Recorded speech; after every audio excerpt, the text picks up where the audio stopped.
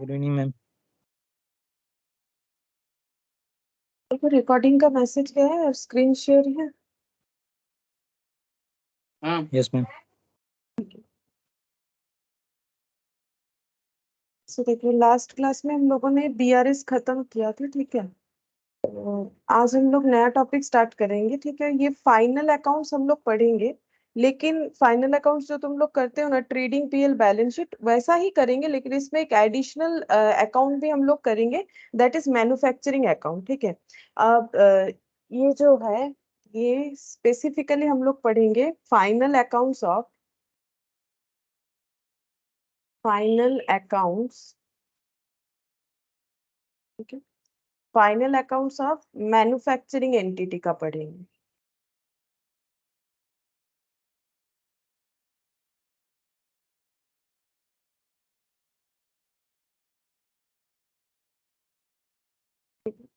अच्छा, अब ये final accounts of manufacturing entity क्या होता है? तो बेसिकली अगर ये देखें तो ये एक्चुअली ना कॉस्ट का चैप्टर है, ठीक है। लेकिन हम लोग यहाँ पर भी करेंगे, अकाउंट्स में भी हम लोग इसे परफॉर्म कर सकते हैं, ठीक है। कॉस्ट जो सब्जेक्ट होता है, कॉस्ट का चैप्टर है, बट अकाउंट्स में भी इसको हम लोग परफॉर्म कर सकते हैं अकाउंटिंग फॉर्मेट में। अच्छा, तो यहाँ पर हमें सीखना क्या है? देखो, मैन्युफैक्चरिंग अकाउंट का मतलब क्या है? मैन्युफैक्चरिंग अकाउंट कौन बनाएगा? मैन्युफैक्चरिंग अकाउंट वही बनाएगा जो कुछ प्रोडक्ट मैन्युफैक्चर करके बेचता होगा, वही मैन्युफैक्चरिंग अकाउंट बनाएगा। मतलब जहां पर कोई एक ऑर्गेनाइजेशन रॉ मटेरियल परचेज करता है, ठीक है। रॉ मटेरियल का मतलब जिससे फिनिश गुड्स बनाएंगे। एक मिनट रुको, किसी का ज्वाइन नहीं है। एक मिनट।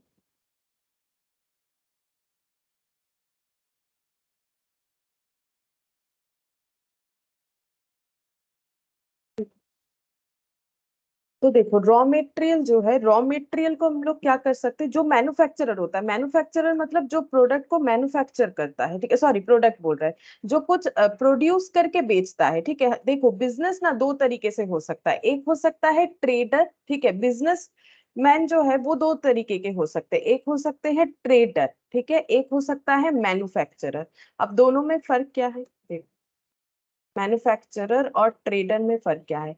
ट्रेडर जो है ना, वो फिनिश गुड्स को परचेज करता है। फिनिश गुड्स मतलब फुल्ली रेडी प्रोडक्ट, ठीक है। फिनिश गुड्स को परचेज करता है और उसी को सेल कर देता है। फिनिश गुड्स को पहले परचेज करता है, फिर उसी फिनिश गुड्स को वो कर देता है सेल कस्टमर को, ठीक है। तो उसे हम लोग बोलेंगे ट्रेडर। जैसे कि अगर हम लोग ग्रोसरी शॉप में देखें, तो ग्रोसरी शॉप वाला जो भी आइटम रखता है वो खुद थोड़ी ना वो प्रोड्यूस करता है। मतलब ग्रोसरी शॉप का जो आइटम है वो थोड़ी ना खुद प्रोड्यूस करता है। ग्रोसरी शॉप में जैसे मान लो बिस्किट्स है, ठीक है। और देख लो जो भी सोप वगैरह, शैम्पू है, दाल चावल आटा, ये कुछ भी वो खुद से मैन्युफैक्चर यानी प्रोडक्शन नहीं करता है, ठीक है। किसी से खरीद के कस्टमर को बेच देता है। तो दैट इज ट्रेडर, जो कि फिनिश गुड्स को परचेज करके उसी को प्रॉफिट लगा के बेच देते हैं। मैन्युफैक्चरर का मतलब ये होता है, मैन्युफैक्चरर का मतलब है जो गुड्स को खुद प्रोड्यूस करते हैं, जो रॉ मटेरियल खरीदते हैं उससे फिनिश गुड्स बनाते हैं, फिर उसको सेल करते हैं, ठीक है। तो इनका एक स्टेप ज्यादा होगा। देखो, सेल इनको भी करना है, सेल इनको भी करना है। बिजनेस करना है तो सेल तो करना ही, बट ये कैसा प्रोडक्ट सेल करते हैं? ये कुछ फिनिश गुड्स किसी से परचेज करते हैं, फिर उसमें अपने हिसाब से प्रॉफिट लगा के बेच देते हैं। जैसे मान लो तुम लोग किसी स्टेशनरी दुकान में जाके कैलकुलेटर खरीद रहे हो, तो क्या वो कैलकुलेटर बना के बेच रहे हैं? अगर वो बना के बेच रहे हैं, हो सकता है बना के बेच रहे हैं, अगर बना के बेच रहे हैं, उनका फैक्ट्री है, वहां कैलकुलेटर प्रोड्यूस होता है, तो वो मैन्युफैक्चरर है। अगर बना के नहीं बेचते हैं तो वो क्या हो जाएंगे? वो ट्रेडर हो जाएंगे, ठीक है।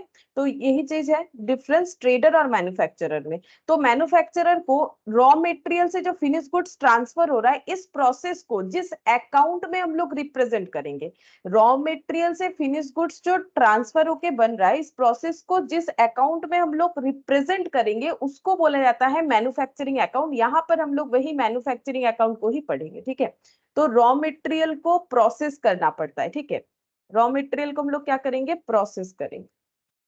रॉ मटेरियल को प्रोसेस करने से, जैसे देखो घर पे चावल लेके आते हो, आटा लेके आते हो, तो उसे क्या करते हैं घर पे माँ उसे प्रोसेस कर देती है, प्रोसेस करके रोटी बना सकती है, ठीक है, रोटी जो है चावल, ठीक है, ये सब बन जाता है। तो वो भी क्या हो गया, सेम मेथड ही हो गया। जैसे वेजिटेबल्स लेके आते हो, फिर उससे कुछ ना कुछ जो है मतलब अ, हम लोग का मतलब वो तो रॉ वेजिटेबल्स हो गया ना जो लेके आते हैं, फिर उसे हम लोग प्रोसेस करके जो है खाते हैं, ठीक है।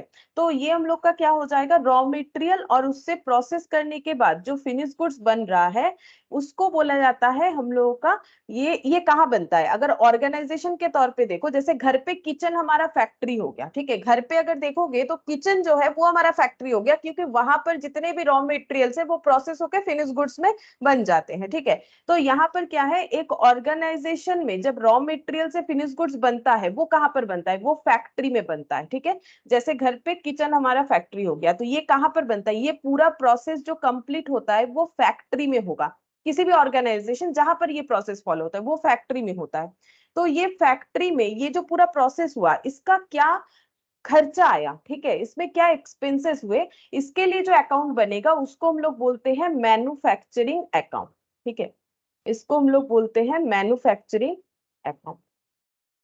यही मैन्युफैक्चरिंग अकाउंट हम लोग स्पेसिफिकली यहाँ पर सीखेंगे।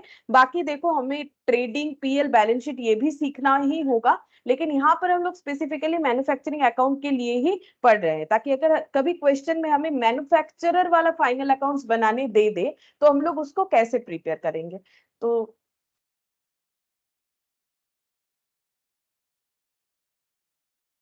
Good evening Arshu. Good evening ma'am. तो देखो हम लोग यहाँ पर पढ़ेंगे क्या, हम लोग यही पढ़ेंगे कि फैक्ट्री में जब रॉ मटेरियल से फिनिश गुड्स बनता है तो उस पे एक प्रोसेस का जरूरत होता है।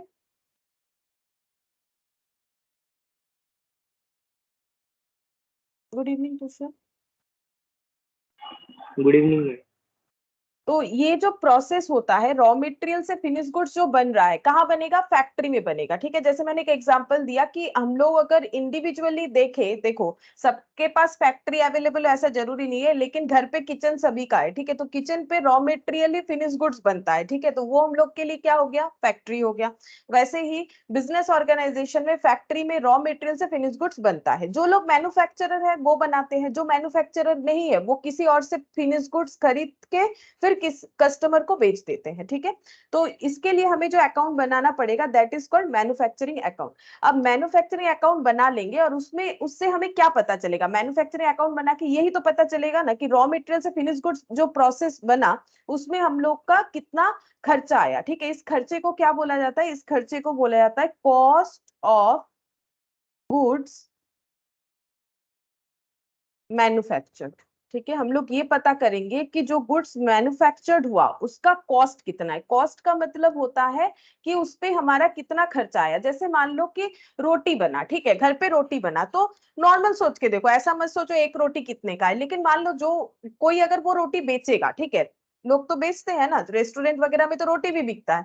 तो देखो, तो अगर घर पे ही अगर देखो कि रोटी बना, रोटी पे हमें क्या क्या रिक्वायरमेंट होगा, आटा, पानी, ठीक है, उसमें नमक, ठीक है, उसके बाद जो है गैस का यूज होगा तो उसमें फ्यूल कॉस्ट आ जा रहा है, ठीक है, मेहनत, ठीक है, मतलब जो लेबर कॉस्ट बोल सकते हैं, ठीक है। ये सब जो हो रहा है ये सब ऐड करके तो हम लोग एक रोटी का जो मान लो एक रोटी 10 रुपया, 12 रुपया, 15 रुपया में जो बिकता है, ठीक है, मतलब प्लेसेस टू प्लेसेस वेरी कर जाता है, ठीक है, कम में भी मिलता है, 5 रुपए में भी मिलता है, डिपेंड करता है कि कहाँ पर कैसा कॉस्ट है, जो भी हो। तो हम बोल रहे हैं कि एक एवरेज मान के चलते हैं कि एक रोटी अगर 10 रुपए, तो ये कैसे 10 रुपए में सेल कर रहे हैं, तो सेलिंग प्राइस उन्होंने कैसे डिसाइड किया होगा, पहले ये पता किया होगा कि एक रोटी बनाने का कितना खर्चा आता है, ठीक है।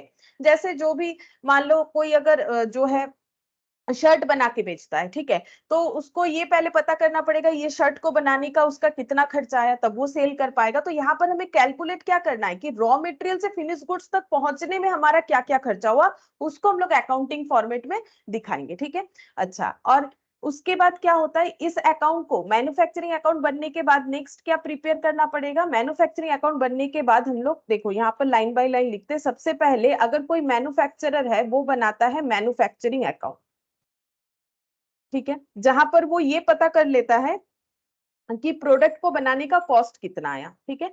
उसके बाद वो बनाता है ट्रेडिंग अकाउंट।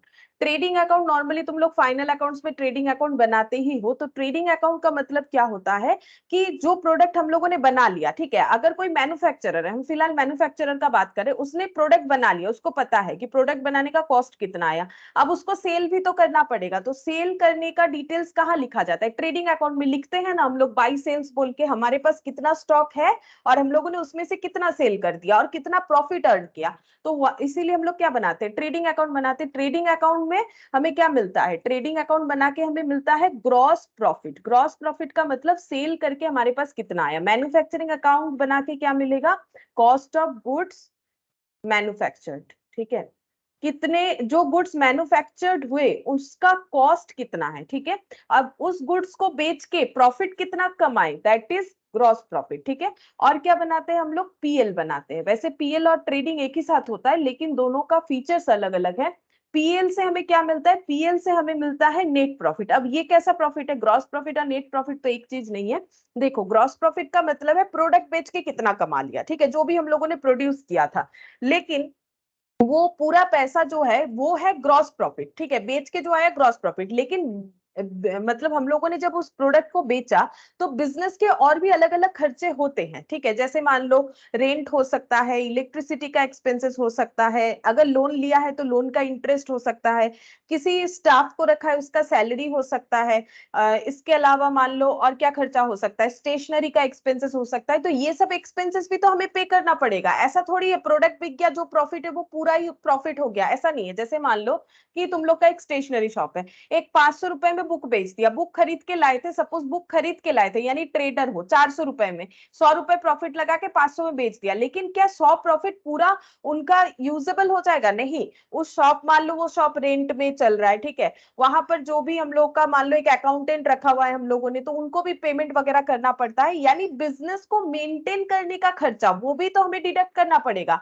प्रोडक्ट बेच के जो प्रॉफिट आता है ग्रॉस प्रॉफिट इसीलिए ही बोला जाता है क्योंकि वो नेट नहीं है, ठीक है, उस प्रॉफिट से हमें क्या करना पड़ेगा? बिजनेस को मेंटेन करने का एक्सपेंसेस, जो भी मैंने अभी इतना सारा नाम बोला, इलेक्ट्रिसिटी का, रेंट का, ये सब हमें पे करना पड़ेगा। पे करने के बाद जो हमारे पास बचेगा दैट इज नेट प्रॉफिट। इसको ले जाके तुम लोग बैलेंस शीट में कैपिटल में ऐड करते हो, क्योंकि ये इसमें से और कोई डिडक्ट नहीं होने वाला है कुछ भी, इसीलिए इसको हम लोग ट्रांसफर कर देते हैं बैलेंस शीट में। तो पीएल के बाद क्या बनता है? पीएल के बाद बैलेंस शीट बनता है, ठीक है। और बैलेंस शीट में क्या दिखाया जाता है? बैलेंस शीट में दिखाया जाता है एसेट एंड लाइबिलिटीज को। एसेट एंड लाइबिलिटीज को बैलेंस शीट में दिखाया जाता है।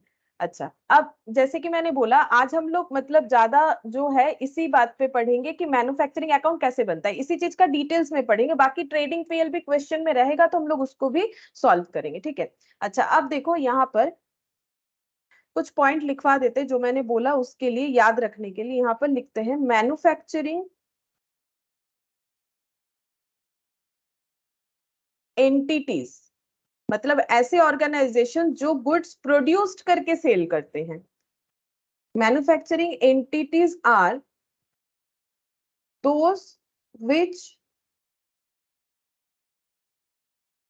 manufactured or produced गुड्स, ठीक है, यही बात तो मैंने इतने देर से बोला, ठीक है। मैन्युफैक्चरिंग एंटिटी का मतलब क्या है? मैन्युफैक्चरिंग एंटिटी का मतलब वो एंटिटी जो गुड्स मैन्युफैक्चर्ड करके सेल करते हैं। और ट्रेडिंग एंटिटी का मतलब हो जाता है ट्रेडर। ट्रेडर मतलब जो सिर्फ ट्रेड करते हैं, किसी से खरीद लिया, उस पर प्रॉफिट लगा के किसी और को बेच दिया। और ये लोग जो है किसी से खरीदते नहीं, खुद ही बना के बेचते हैं, ठीक है। तो ये हो जाएगा मैन्युफैक्चरिंग एंटिटी। नेक्स्ट यहाँ पर लिखते हैं मैन्युफैक्चरिंग एंटिटी का अगर हमें फाइनल अकाउंट्स बनाने के लिए बोले, final accounts of manufacturing entity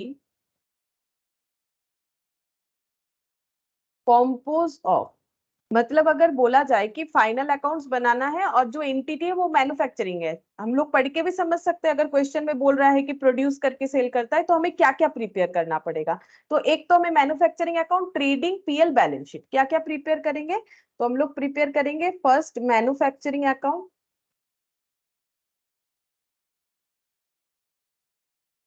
second trading account, trading and PL एक साथ लिखते हैं क्योंकि बहुत पहले जो है ट्रेडिंग पीएल अलग अलग होता था, लेकिन आज के डेट पे तो अलग अलग नहीं होता है। ट्रेडिंग पीएल एक साथ लिखना है, दो अकाउंट में स्प्लिट करके किया जाता है, सभी ने तुम लोगों ने ऐसा किया होगा, ठीक है। और बैलेंस शीट, ये मैंने समझाने के लिए दोनों का अलग अलग लिखा है कि इससे क्या मिलता है, इससे क्या मिलता है, लेकिन जब हम लोग फॉर्मेट बनाएंगे तो ट्रेडिंग पीएल एक ही साथ बनेगा, ठीक है। अच्छा, अब देखो एक एक पॉइंट और भी बताते हैं नॉलेज के लिए। जैसे देखो यहाँ पर ये जो है, जो ट्रेडर है उनको क्या प्रिपेयर करना पड़ता है, क्या उनको ये सब नहीं प्रिपेयर करना पड़ेगा? बिल्कुल करना पड़ेगा। वो ये तीन चीज बनाते हैं, ठीक है। जो ट्रेडर है वो ये तीन चीज बनाते हैं, और जो मैन्युफैक्चरर है वो ये सारे चीज बनाते हैं। क्यों बोलो? क्योंकि बिजनेस में ग्रॉस प्रॉफिट सभी को पता करना है, चाहे हम लोग ट्रेडर हो या मैन्युफैक्चरर हो। नेट प्रॉफिट भी पता करना है, ट्रेडर को भी पता करना होता है, मैन्युफैक्चरर को भी पता करना होता है, बैलेंस शीट भी सभी को बनाना होता है। लेकिन अगर कोई मैन्युफैक्चरर है नहीं तो ये अकाउंट कैसे बनाएगा? नहीं बनाएगा, ठीक है। अगर कोई मैन्युफैक्चरर है नहीं तो उसका ये सारे एक्सपेंसेस का कोई सवाल ही नहीं है, तो नहीं होगा। तो देखो, मैन्युफैक्चरर जो होगा उसके लिए एक अकाउंट एक्स्ट्रा होगा, बाकी एज इट इज जैसे हम लोग बनाते हैं वैसे ही होगा, क्योंकि मैन्युफैक्चरर को भी GP, NP and balance sheet सभी प्रिपेयर करना होता है, एक्स्ट्रा बस ये अकाउंट प्रिपेयर करना पड़ता है, ठीक है। अच्छा, मैन्युफैक्चरिंग अकाउंट कैसे बनेगा उसका हम फॉर्मेट एक दिखाते हैं। देखो, टी शेप में ही बनेगा, जैसे ट्रेडिंग अकाउंट बनता है ना वैसे ही बनेगा। यहाँ पर हम लिख के दिखाते हैं,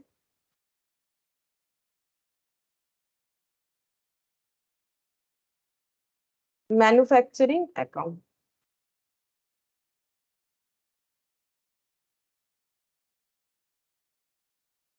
सबसे पहले लिखना है to opening stock of WIP, ठीक है। WIP का मतलब होता है वर्क इन प्रोग्रेस। जैसे तुम लोग ट्रेडिंग अकाउंट बनाते हो तो टू ओपनिंग स्टॉक लिखते हो, वो किस चीज का ओपनिंग स्टॉक है? फिनिश्ड गुड्स का। जो स्टॉक हम लोगों के पास प्रीवियसली सेल नहीं हुआ, एज ए क्लोजिंग स्टॉक पड़ा हुआ था, वही नेक्स्ट ईयर ओपनिंग स्टॉक हो जाएगा।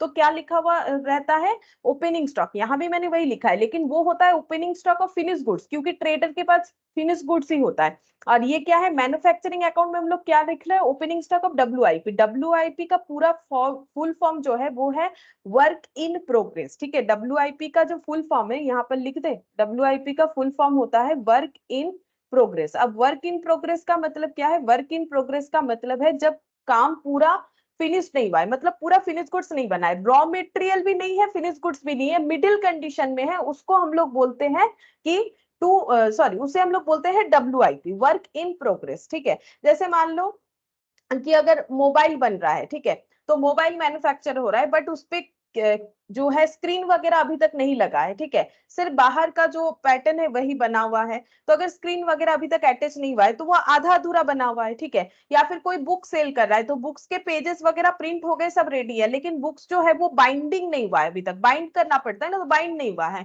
तो वो भी आधा अधूरा बना हुआ फिनिश गुड्स है, ठीक है। तो ऐसे गुड्स को बोलते हैं वर्क इन प्रोग्रेस में है, मतलब उस पे अभी भी काम अधूरा है, काम करना बाकी है। तो ऐसे स्टॉक को हमें पूरा करना पड़ेगा। तो अगर हम लोग पूरा करेंगे तो उसमें हमारा क्या कॉस्ट इनकर्ड होगा? मैन्युफैक्चरिंग कॉस्ट इनकर्ड होगा। तो मैन्युफैक्चरिंग अकाउंट में अगर हमारे पास प्रीवियसली कोई आधा अधूरा फिनिश गुड्स है तो वो इस बार पूरा करने के लिए हम लोग इस अकाउंट में ट्रांसफर करेंगे। जैसे प्रीवियस ईयर का स्टॉक बेचने के लिए हम लोग ट्रेडिंग अकाउंट में ओपनिंग स्टॉक लिखते हैं, जस्ट लाइक दैट फैक्ट्री या ये वाला क्या अकाउंट है? फैक्ट्री का एक्सपेंसेस लिखते हैं। तो जो आधा अधूरा प्रोडक्ट है उसे अगर पूरा बनाना है तो फैक्ट्री में ही बनाना पड़ेगा, तो इसीलिए यहाँ पर ही लिखना पड़ेगा। तो ओपनिंग स्टॉक ऑफ WIP, ठीक है। फिर लिखेंगे करेंटली जो भी फिनिश गुड्स बन रहा है उसमें हम लोगों ने कितना रॉ मटेरियल कंज्यूम किया, ठीक है, रॉ मटेरियल कंज्यूम।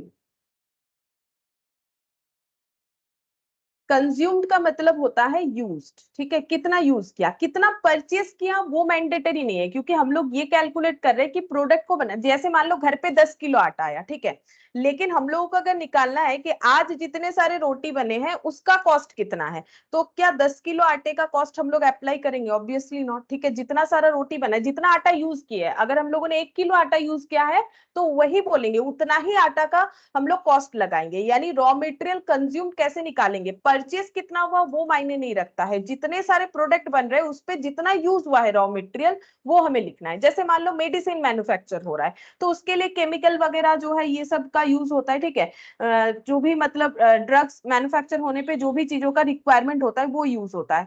तो उसमें जितना हम लोगों ने खरीदा अगर पूरा नहीं यूज हुआ है, जितना यूज हुआ है उतने का ही कॉस्ट हमें लगाना पड़ता है, ठीक है।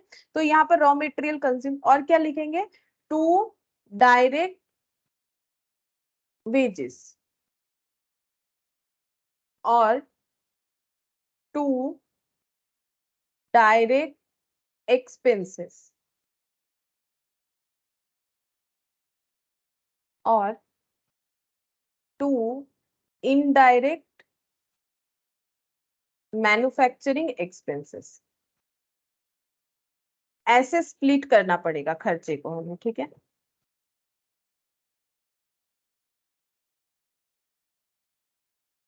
अच्छा, अब ये डायरेक्ट और इनडायरेक्ट का हम बताते हैं। डायरेक्ट और इनडायरेक्ट का एग्जांपल देने से समझ में आएगा। देखो, डायरेक्ट एक्सपेंसेस का मतलब चाहे रॉ मटेरियल का हो, मतलब हम पहले रॉ मटेरियल का बात करें, ये भी जो है ना ये डायरेक्ट रॉ मटेरियल कंज्यूम्ड है। चाहो तो इस पे ये चीज थोड़ा सा हम लोग ऐसा भी लिख सकते हैं, to direct raw material consume, ठीक है। अब डायरेक्ट रॉ मटेरियल क्या होता है, इसका एक एग्जांपल देने से समझोगे डायरेक्ट रॉ मटेरियल क्या होता है। जैसे मान लो एक फोन बन रहा है, ठीक है, एक फोन मैन्युफैक्चर हो रहा है, तो उस फोन के लिए क्या क्या हमें चाहिए होगा। जैसे मान लो जो बहुत सारे कंपोनेंट्स का जरूरत होगा एक मोबाइल बनने पे, लेकिन जैसे मान लो स्क्रीन, ठीक है, सर्किट, उसमें जो सर्किट रहता है मतलब जिसे हम लोग बोलते हैं इंटीग्रेटेड सर्किट, है ना। जैसे एसी वगैरह में भी होता है ना, फोन के अंदर भी होता है सर्किट, ठीक है। अच्छा, कैमरा, अच्छा उसके बाद बटन, ठीक है। तो ये सब जो यूज हो रहा है मोबाइल के अंदर, ये एक स्मार्टफोन बनाने के लिए मान लो ये सब यूज हो रहा है, इसको हम लोग बोलेंगे डायरेक्ट मटेरियल। अच्छा, इसको डायरेक्ट मटेरियल क्यों बोलेंगे, इसको डायरेक्ट मटेरियल इसीलिए बोलेंगे क्योंकि एक फोन पे कितना स्क्रीन का कॉस्ट आया, कितना सर्किट का कॉस्ट आया, कितना कैमरा का कॉस्ट आया, कितना बटन का कॉस्ट आया, ये हम लोग इजीली बोल सकते हैं, ठीक है।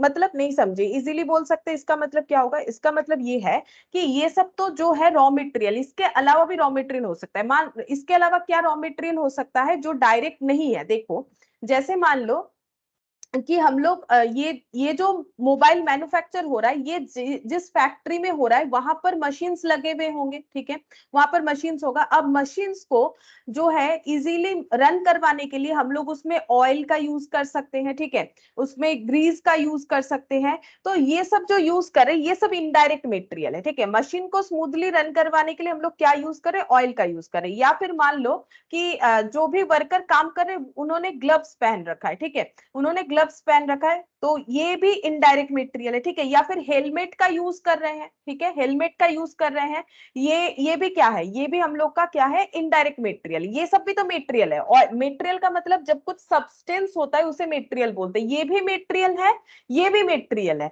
लेकिन ये फोन को डायरेक्टली बनाने के लिए यूज हो रहा है, ये इनडायरेक्टली यूज हो रहा है। ये डायरेक्टली मैन्युफैक्चरिंग करने के लिए यूज नहीं हो रहा है, ये इनडायरेक्टली यूज हो रहा है, ये डायरेक्टली हो रहा है। और इसीलिए ये जो खर्चा है इसे हम लोग इनडायरेक्ट मटेरियल बोलेंगे, और ये जो खर्चा है इसे हम लोग डायरेक्ट मटेरियल बोलेंगे। इस तरह के मटेरियल को बोलते हैं डायरेक्ट मटेरियल, ठीक है। और ये भी मटेरियल है, इसे हम लोग बोलते हैं इनडायरेक्ट मटेरियल, ठीक है, इनडायरेक्ट मटेरियल बोलते हैं।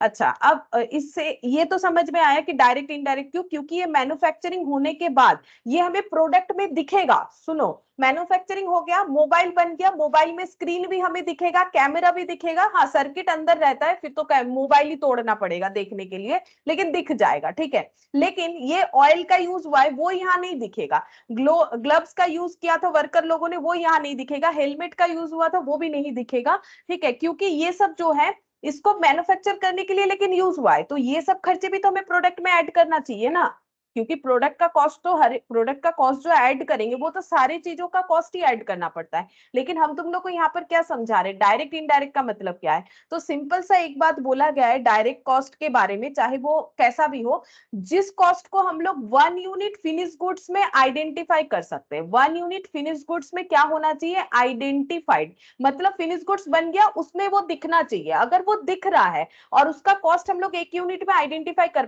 पा रहे, एक मोबाइल में एक कैमरा लगाने का कितना खर्चा, एक सर्किट का कितना खर्चा, एक स्क्रीन का कितना खर्चा, लेकिन कैमरा देख के ये नहीं बोल सकते हैं, सॉरी मोबाइल देख के ये नहीं बोल सकते अच्छा इसमें ग्लव्स का कितना खर्चा आया, हेलमेट का कितना खर्चा आया, ये हम लोग नहीं बोल सकते, ठीक है।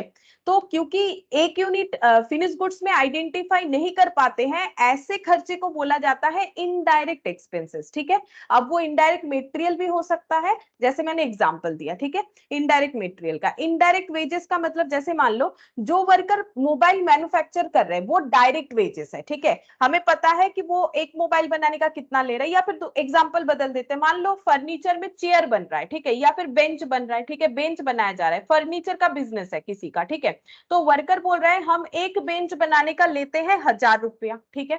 तो हमें पता है कि एक बेंच में लेबर का कॉस्ट कितना आया, लेकिन फैक्ट्री में और भी लेबर काम करते हैं, कैसे, जो कि मान लो जो है क्लीनिंग का काम करते हैं, ठीक है। मेंटेनेंस के लिए कुछ वर्कर को रखा है कि जो इलेक्ट्रिसिटी वगैरह जो है ऑल टाइम अवेलेबल रहे, ठीक है। जनरेटर चलाने के लिए एक वर्कर को रख दिया, मशीन कुछ प्रॉब्लम ना हो इसके लिए एक वर्कर को रख दिया।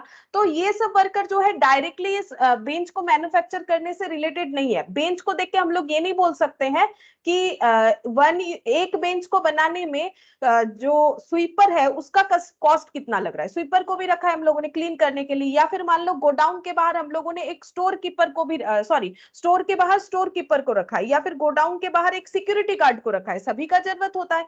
लेकिन ये सब इनडायरेक्ट लेबर है, क्यों, क्योंकि उनको पेमेंट किया गया जो कॉस्ट है, मतलब जो सैलरी वगैरह है, वो हम लोग इस बेंच को देख के नहीं बोल सकते। लेकिन अगर वर्कर ने बोल दिया एक बेंच बनाने का 1000 रुपए लेंगे, तो ये बेंच को देख के बोल सकते इसमें कितने रुपए का वुड यानी लकड़ी लगा हुआ है और कितना वर्कर ने चार्ज लिया है हमसे, ये हम लोग आराम से बोल सकते हैं। लेकिन इसको देख के ये नहीं बोल सकते हैं कि इसमें स्वीपर का खर्चा कितना आया, या फिर स्टोर कीपर का खर्चा कितना आया, या फिर जो सिक्योरिटी गार्ड है उनका खर्चा कितना है, या फिर हम लोगों ने एक सुपरवाइजर को अपॉइंट किया है कि लेबर लोग सही तरीके से काम कर रहे हैं कि नहीं, उससे लुक आफ्टर करने के लिए, तो सुपरवाइजर को भी सैलरी देते हैं। लेकिन ये बेंच देख के डायरेक्टली नहीं बोल सकते कि सुपरवाइजर का खर्चा इस पे कितना आएगा, ठीक है। इसीलिए इस तरीके के वेजेस को इस तरीके के वेजेस को बोला जाता है इनडायरेक्ट वेजेस। सुपरवाइजर को जो देते हैं वो इनडायरेक्ट वेजेस हो गया, ठीक है। ज्यादा यहाँ पर हमें जरूरत नहीं है क्योंकि हम लोग अकाउंटिंग पर्पस में पढ़ रहे हैं, फिर भी मैंने थोड़ा सा तुम लोगों को नॉलेज दिया कि डायरेक्ट और इनडायरेक्ट में फर्क क्या है। डायरेक्ट का मतलब है जो 1 यूनिट फिनिश गुड्स में आइडेंटिफाई किया जा सकता है, मतलब फिनिश गुड्स को देख के ही पता चलता है। जैसे मान लो इस बेंच को बनाने में ग्लू का जरूरत हुआ होगा, ठीक है, फेविकॉल वगैरह का यूज होता है, ये देख के ये नहीं बता सकते हो कि कितना, मान लो पूरा एक डब्बा 5 किलो का फेविकॉल खरीद के लेके आ गए, अब फेविकॉल इसमें यूज हुआ, ऐसे मान लो हजारों बेंच बने हैं, लेकिन हजारों बेंच में कितना लेबर कॉस्ट है वो बता दोगे, लेकिन ग्लू का कॉस्ट कितना आया एक एक बेंच पे वो नहीं बता सकते हो। बता सकते हैं, उसका अलग प्रोसेस है, वो अलग तरीके से करना पड़ता है, ठीक है, वो अभी हमें नहीं चाहिए। वो ओवरहेड होता है, उसमें ओवरहेड बोल के चैप्टर उसमें हम लोग करते हैं, लेकिन वो उसका भी प्रोसेस पढ़ेंगे बाद में, ठीक है। तो ये जो है यहाँ पर हमें क्या देखना है कि डायरेक्ट वेजेस इनडायरेक्ट, मतलब बेसिकली मैन्युफैक्चरिंग से रिलेटेड सारे खर्चे को हमें यहाँ पर दिखाना है। मैंने तुम लोग को जस्ट बता दिया कि ये डायरेक्ट और इनडायरेक्ट का मतलब क्या है, नहीं तो तुम लोग के दिमाग में क्वेश्चन रह जाएगा कि डायरेक्ट क्यों लिखा है। वैसे ये नहीं भी पता करते हो तो भी क्वेश्चन कर पाओगे, क्योंकि हमें यहाँ पर वैसे आइडेंटिफाई करना नहीं पड़ेगा, बता ही देगा। लेकिन मैंने एक बार तुम लोग को नॉलेज के लिए बता दिया कि डायरेक्ट का मतलब क्या है, इनडायरेक्ट का मतलब क्या है, ठीक है। फिनिश गुड्स को देख के अगर हम लोग उसमें जो भी खर्चे को आइडेंटिफाई कर पाएंगे वो सारे खर्चे डायरेक्ट होता है, जो आइडेंटिफाई नहीं कर पाते हैं वो इनडायरेक्ट होता है। अब वो इन नेचर ऑफ मेटेरियल भी हो सकता है, इन नेचर ऑफ जो है लेबर भी हो सकता है, ठीक है, डिपेंड करेगा। अच्छा, अब इनडायरेक्ट लिखा है मैंने, इनडायरेक्ट मैन्युफैक्चरिंग एक्सपेंसेस का मतलब है कि फैक्ट्री से रिलेटेड जितने भी इनडायरेक्ट खर्चे होंगे वो सारे खर्चे का बात हो रहा है, ठीक है। अच्छा, अब यहाँ पर हम लोग के लिए इतना काफी है। चलो अब हम लोग यहाँ पर लिखते हैं, इधर बेसिकली मैंने क्या लिखा, सभी कॉस्ट को लिखा हुआ है, ये ऐड कर लेंगे, टोटल हम लोग का कितना कॉस्ट यानी कि कितना खर्चा आया, यहाँ पर लिखेंगे by closing WIP। Closing WIP मतलब क्लोजिंग स्टॉक ऑफ WIP भी लिख सकते हो, जैसे यहाँ पर ओपनिंग लिखा है। जैसे हम लोग का जो स्टॉक बिकता नहीं है, हम लोग ट्रेडिंग अकाउंट में बाय क्लोजिंग स्टॉक लिखते हैं ना, वैसे ही यहाँ पर हम लोग लिख सकते हैं क्लोजिंग WIP। देखो जो वर्क इन प्रोग्रेस में है वो वो सेल तो नहीं होगा। मतलब जैसे प्रीवियसली कुछ आधा अधूरा गुड्स था, वैसे ही हो सकता है कि करंट ईयर में भी कुछ स्टॉक ऐसे होंगे जिसपे अभी भी जो है प्रोडक्शन का प्रोसेस का काम बाकी है, वो अभी तक फिनिश गुड्स में ट्रांसफर नहीं हुआ, तो वो तो सेल होगा नहीं, क्योंकि मैन्युफैक्चरिंग अकाउंट से जो डेटा हमें मिलेगा वो हम लोग क्या करेंगे, ट्रेडिंग में ट्रांसफर करेंगे, क्योंकि फिनिश गुड्स जो बन जाएगा उसे हमें सेल करना है। तो अगर कुछ आधा अधूरा है, जैसे देखो यहाँ पर ये ड्रॉ देखो, यहाँ पर जैसे मान लो यहाँ फैक्ट्री में मैन्युफैक्चरिंग होता है, यहाँ मैन्युफैक्चरिंग हुआ, कुछ फिनिश गुड्स बना, कुछ डब्ल्यूआईपी बना, तो डब्ल्यूआईपी तो सेल होगा नहीं कि हम लोग उसे ट्रेडिंग में ट्रांसफर करें, ठीक है, क्योंकि ट्रेडिंग में क्या लिखा जाता है, सिर्फ और सिर्फ फिनिश गुड्स लिखा जाता है। चाहे किसी से परचेस करके लिख लो फिनिश गुड्स मेरे पास इतना है, मैंने इतने में सेल कर दिया, या खुद बना के जो है ट्रांसफर कर दो, बात एक ही है। अगर मैन्युफैक्चरर हो तो खुद बना के ट्रांसफर करो, लिखा जाता है हमेशा फिनिश गुड्स। तो जो डब्ल्यूआईपी में रह गया, मतलब जो वर्क इन प्रोग्रेस कंडीशन में रह गया, उसको हम लोग यहाँ से डिडक्ट कर देंगे, उसका कॉस्ट, ठीक है। यहाँ पर जो कॉस्ट है, टोटल कॉस्ट किस चीज का है, टोटल कॉस्ट है करेंटली हम लोगों ने जो मैन्युफैक्चर करने का कोशिश किया, एज वेल एज प्रीवियसली जो सेमी फिनिश्ड, इसको सेमी फिनिश्ड भी बोलते हैं, उसको मैन्युफैक्चर करने का कोशिश किया। अब यहाँ भी कुछ आधा अधूरा प्रोडक्शन हो सकता है, कुछ फिनिश गुड्स हो सकता है, जो आधा अधूरा है वो सेल नहीं होगा, तो इसीलिए उसको हम लोग सेपरेट कर लेंगे। तो यहाँ पर जब हम लोग बाई साइड में लिखेंगे वो ऑटोमेटिकली डिडक्ट हो जाएगा, ठीक है।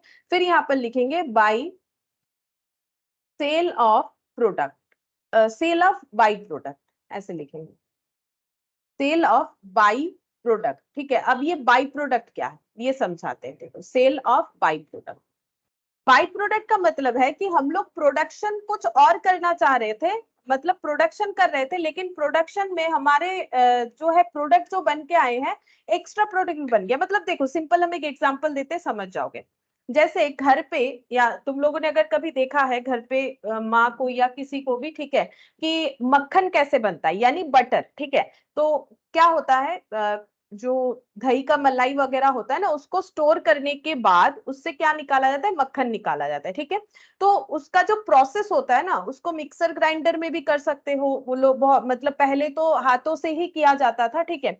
तो जो मक्खन निकाला जाता है, दही से निकाला जाता है, ठीक है, तो वो मक्खन निकालने से मक्खन ऊपर आ जाता है, अगर तुम लोग देखोगे कभी प्रोसेस देखो तो मक्खन ऊपर आ जाता है, और बाकी जो छाछ उसे बोलते हैं, जिसे इंग्लिश में बटर मिल्क बोलते हैं, ठीक है, बटर मिल्क नीचे आ जाता है। लेकिन हमारा जो मेन जो पर्पस था वो तो था बटर निकालना, ठीक है, घी बोलते हैं, घी निकालने का था, एक्चुअली उसे घी भी बोलते हैं, बटर भी बोल सकते हो, उसे गर्म करने से वो घी की तरह हो जाता है, ठीक है, पहले वो कच्चा रहता है, ठीक है। तो वो जो निकल के आया, that is the by product, जो छाछ निकल के आया उसे हम लोग बोलते हैं butter milk, that is the by product. क्योंकि एक्चुअली हम लोग वो जो हम लोगों ने मलाई जो जमा किया था ना, ठीक है, उससे हम लोग क्या निकालना चाहते थे, उससे हम लोग बटर निकालना चाहते थे, लेकिन बटर के साथ साथ बटर मिल्क भी आ गया, और मार्केट में बटर का जो कॉस्ट है, बटर का जो प्राइस है, ठीक है, वो ज्यादा है कंपेयर टू बटर मिल्क, ठीक है। अगर तुम लोग बटर मिल्क बटर मिल्क अगर कभी पियोगे तो देखना उसका कॉस्ट जो है बटर से कम ही होता है, पता ही होगा, ठीक है। बटर महंगा आता है, बटर मिल्क महंगा नहीं आता है उतना, ठीक है। तो ये इसे बोलते हैं बाई प्रोडक्ट, मतलब एंसिलरी प्रोडक्ट। प्रोडक्शन करना था बटर, लेकिन वो करते करते बटर मिल्क भी मिल गया, ठीक है। तो ये मार्केट में सेलेबल है। अगर ये मार्केट में सेलेबल है और जो मेन प्रोडक्ट है, इसे बोलते हैं मेन प्रोडक्ट, मेन प्रोडक्ट से कम में है, कम प्राइस में है, तो उस प्रोडक्ट को बोला जाता है बाई प्रोडक्ट। मेन प्रोडक्ट से कम प्राइस में बिकेगा तो बाई प्रोडक्ट। और एक एग्जांपल, जैसे जो चीनी का प्रोडक्शन होता है, शुगर का, तो शुगर का प्रोडक्शन होता है शुगर केन यानी कि गन्ने से, ठीक है। तो जब शुगर केन से शुगर प्रोड्यूस किया जाता है, ठीक है, शुगर केन से जब शुगर प्रोड्यूस किया जाता है, तो प्रोडक्शन प्रोसेस में ना शुगर के साथ साथ मोलासिस यानी कि गुड़ भी प्रोड्यूस हो जाता है, मोलासिस यानी कि गुड़ भी प्रोड्यूस हो जाता है, जबकि मार्केट में गुड़ का प्राइस जो है वो शुगर से कम होता है, ठीक है। ये वाला जो गुड़, मतलब जो शुगर केन से गुड़ निकलता है, गुड़ ना अलग अलग होता है, एक होता है मतलब डेट्स होता है ना, डेट्स यानी जो खजूर बोलते हैं, उसका भी गुड़ होता है, उसका प्राइस जो है थोड़ा ज्यादा होता है, वो ठंडे के मौसम में मिलता है, ऑल टाइम नहीं मिलता है, लेकिन ऑल टाइम ये वाला मिलता है। देखोगे तुम लोग जो ढेला वाला गुड़ होता है ना, ठीक है, वो वाला। तो शुगर केन से क्या होता है, शुगर केन से शुगर प्रोडक्शन करते वक्त क्या हो जाता है कि मोलासिस यानी गुड़ भी उसके साथ मिल जाता है। एक्चुअली गुड़ प्रोडक्शन करना इनका कोई टारगेट होता नहीं है, बट वो प्रोसेस ही ऐसा है कि उसके साथ वो भी मिल गया, तो उसे हम लोग क्या बोलेंगे, गुड़ का प्राइस कम है क्योंकि वो मेन प्रोडक्ट से कम में बिकेगा, उसको बोला जाता है बाई प्रोडक्ट। ठीक है, अब ये इधर क्यों लिखा जा रहा है, इधर इसीलिए लिखा जा रहा है, देखो मार्केट में हमें बटर बेचना था तो हम लोगों ने वो प्रोसेस किया, लेकिन साथ साथ बटर मिल्क भी आ गया और ये भी सेलेबल है, अच्छा बात है, चलो बेच देते हैं, और ये भी सेलेबल है, इस वजह से हम लोग ऐसा कंसिडर करते हैं, मान लो बटर बनाने का जो कॉस्ट आया वो आया 1000 रुपीज, ठीक है, और बटर मिल्क हम लोगों ने जितना, जितने बटर निकालने के लिए जितना रॉ मटेरियल हम लोगों ने यूज किया, रॉ मटेरियल यहाँ पर क्या होता है, कर्ड से जो मलाई आता है ना, कर्ड पे जो मलाई आता है उसको स्टोर करके जो है बटर निकाला जा सकता है। तो मान लो 1000 रुपीज का बटर आया, बटर बनाने का खर्चा आया, और बटर मिल्क जो है मार्केट में बिक गया मान लो 300 रुपीज में, जस्ट मैंने एक एग्जांपल लिया है, तो इसका मतलब हम लोगों का बटर बनाने का कॉस्ट 700 हो गया कम होके, ठीक है।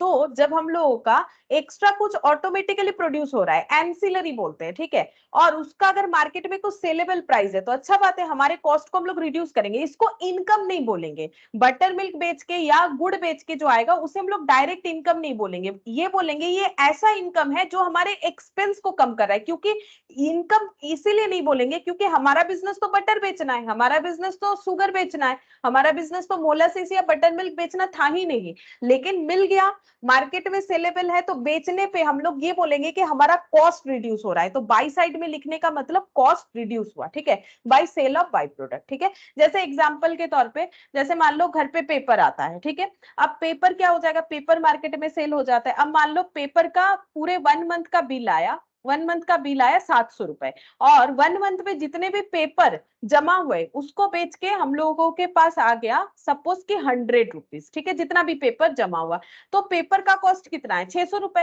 1 मंथ का पेपर बिल 700, लेकिन पेपर बेच के अगर 100 रुपए रिकवरी हो रहा है तो 600 रुपीज जो है हमारा पेपर का बिल हम लोग बोलेंगे, कॉस्ट को रिड्यूस करती है। सेम वैसे ही जब बटर मिल्क बेचना था ही नहीं, जब मोलासिस यानी कि गुड़ बेचना हमारा पर्पस था ही नहीं, ये अगर आ गया एंसिलरी प्रोडक्ट की तरह, बाई प्रोडक्ट बोलते हैं इसे, ठीक है, तो इसको सेल करके जो रिकवरी होगा उससे हम लोग अपने कॉस्ट को रिड्यूस करेंगे, इसीलिए इसे जस्ट इनकम नहीं माना जाता, इसे हम लोग मानेंगे कॉस्ट को रिड्यूस करेगा, यहाँ पर लिख दिया, ठीक है। और नेक्स्ट लिखेंगे बाई सेल ऑफ स्क्रैप, ठीक है, अगर कुछ स्क्रैप है हमारे फैक्ट्री में, कुछ स्क्रैप निकल के आया, उसे बेच के अगर कुछ पैसा आ जाएगा उसे हम लोग बोलेंगे, उसे भी हम लोग अपने कॉस्ट को रिड्यूस करने के लिए यूज करेंगे, ठीक है। बाई प्रोडक्ट मतलब और स्क्रैप में डिफरेंस क्या है, स्क्रैप का मतलब जैसे मान लो ये गन्ना का मैंने जो एग्जांपल दिया शुगर केन का, तो शुगर केन से sugar main product, molasses by product, लेकिन जब वो शुगर केन को प्रोसेस किया जा रहा है, जैसे तुम लोग अगर कभी मतलब गन्ना पानी पीते भी हो तो देखना कि जो मतलब स्टोरेज, मतलब जो स्क्रैप निकल के आता है गन्ने का, उसे एक जगह स्टोर किया जाता है, मान लो वो मार्केट में सेलेबल है, हो सकता है कि मान लो वो मार्केट में सेलेबल है, उसे सुखा के जलाने के काम में लिया जाता है, ठीक है, तो वो हो गया स्क्रैप से, ठीक है, वो स्क्रैप है, मतलब वो कोई प्रोडक्ट नहीं है, वो स्क्रैप है, वो हम लोग बेच देंगे, ठीक है, तो उससे भी अगर हमें कुछ रिकवरी होगा तो हमारे कॉस्ट को कम कर दिया जाएगा। तो इसीलिए देखो जितने भी इस तरीके की इनकम है वो हमारे कॉस्ट को रिड्यूस करने में हेल्प करेगा। उसके बाद फाइनली हमें पता चल जाएगा कि हम लोग का एक्चुअली कितना कॉस्ट इनकट हुआ प्रोडक्ट बनाने का, उसको हम लोग ट्रांसफर करेंगे ट्रेडिंग अकाउंट में, तो ऐसे लिखेंगे by trading account cost of finished goods.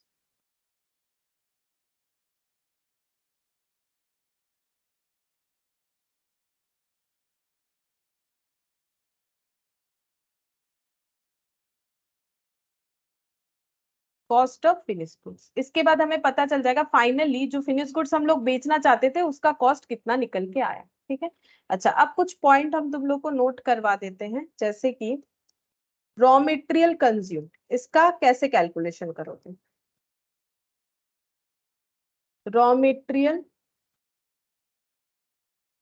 Consume, raw material consume का मतलब जितना हम लोगों के पास opening stock of raw material था, अगर कुछ था तो, ठीक है, opening stock of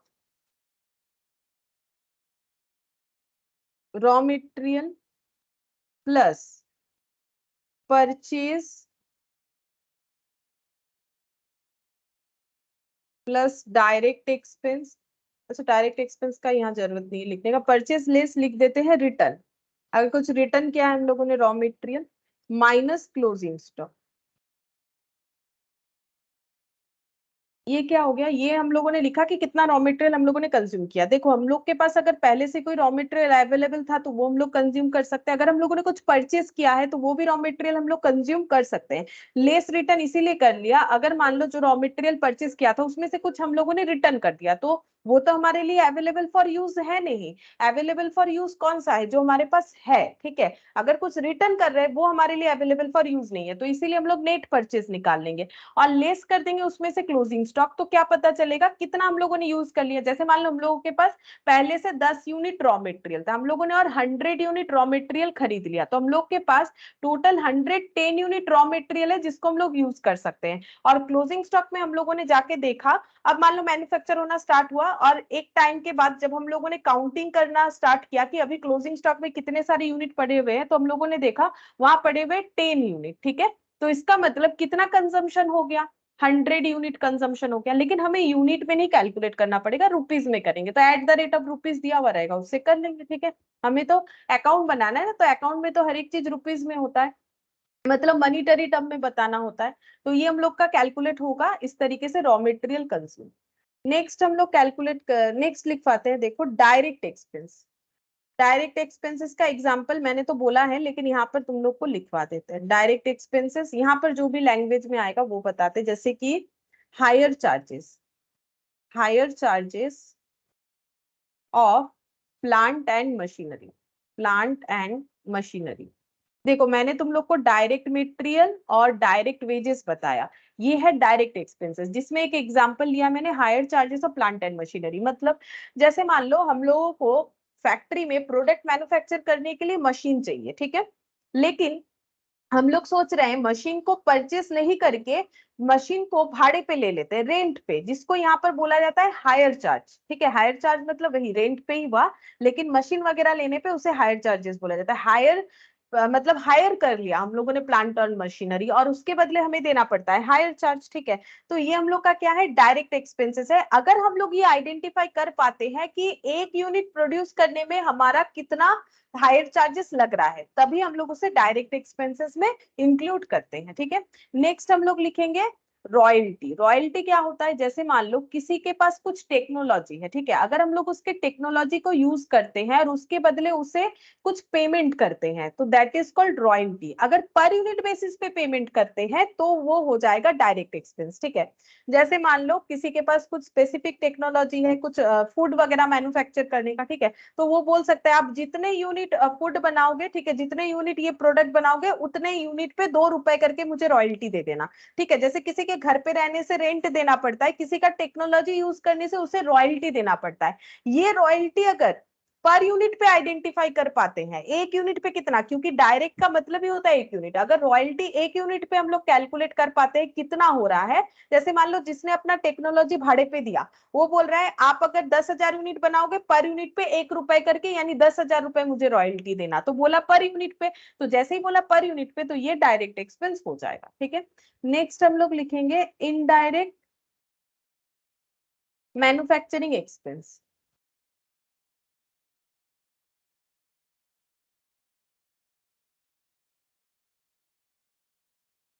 indirect manufacturing expense जैसे कि सारे के सारे factory expense, all factory expense, और इसको बोला जाता है ओवरहेड, ठीक है। इनडायरेक्ट खर्चे का नाम होता है ओवरहेड, ओवरहेड को इनडायरेक्ट खर्चा बोला जाता है, ठीक है। सब फैक्ट्री के एक्सपेंस, जितने भी फैक्ट्री के एक्सपेंसेस है, जैसे फैक्ट्री में यूज होने वाला पावर, ठीक है, यानी कि इलेक्ट्रिसिटी जो होता है फैक्ट्री में जो यूज होता है उसे पावर बोलते हैं, उसे इलेक्ट्रिसिटी नहीं बोलते, ठीक है। अच्छा, फैक्ट्री में अगर कुछ फ्यूल वगैरह यूज हो रहा है, फैक्ट्री में अगर पानी यानी वाटर चार्जेस, ठीक है, फैक्ट्री में मान लो हम लोग का मशीन्स का डिप्रिशिएशन हो रहा है, वो फैक्ट्री में जो सुपरवाइजर को रखा है उनको वेजेस दे रहा है, तो ये सब हम लोग का इनडायरेक्ट मैन्युफैक्चरिंग एक्सपेंसेस होगा। नेक्स्ट हम लोग लिखेंगे यहाँ पर बाई प्रोडक्ट, जो मैंने तुम लोग को समझाया भी बाई प्रोडक्ट क्या होता है, यहाँ पर एक बार लिखवा देते हैं। It is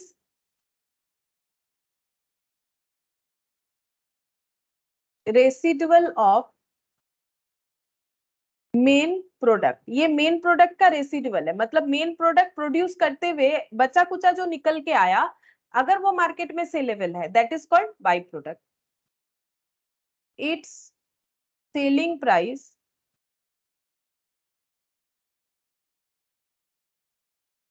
is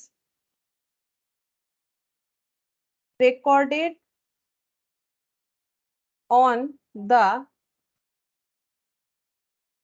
credit side of manufacturing account, manufacturing account,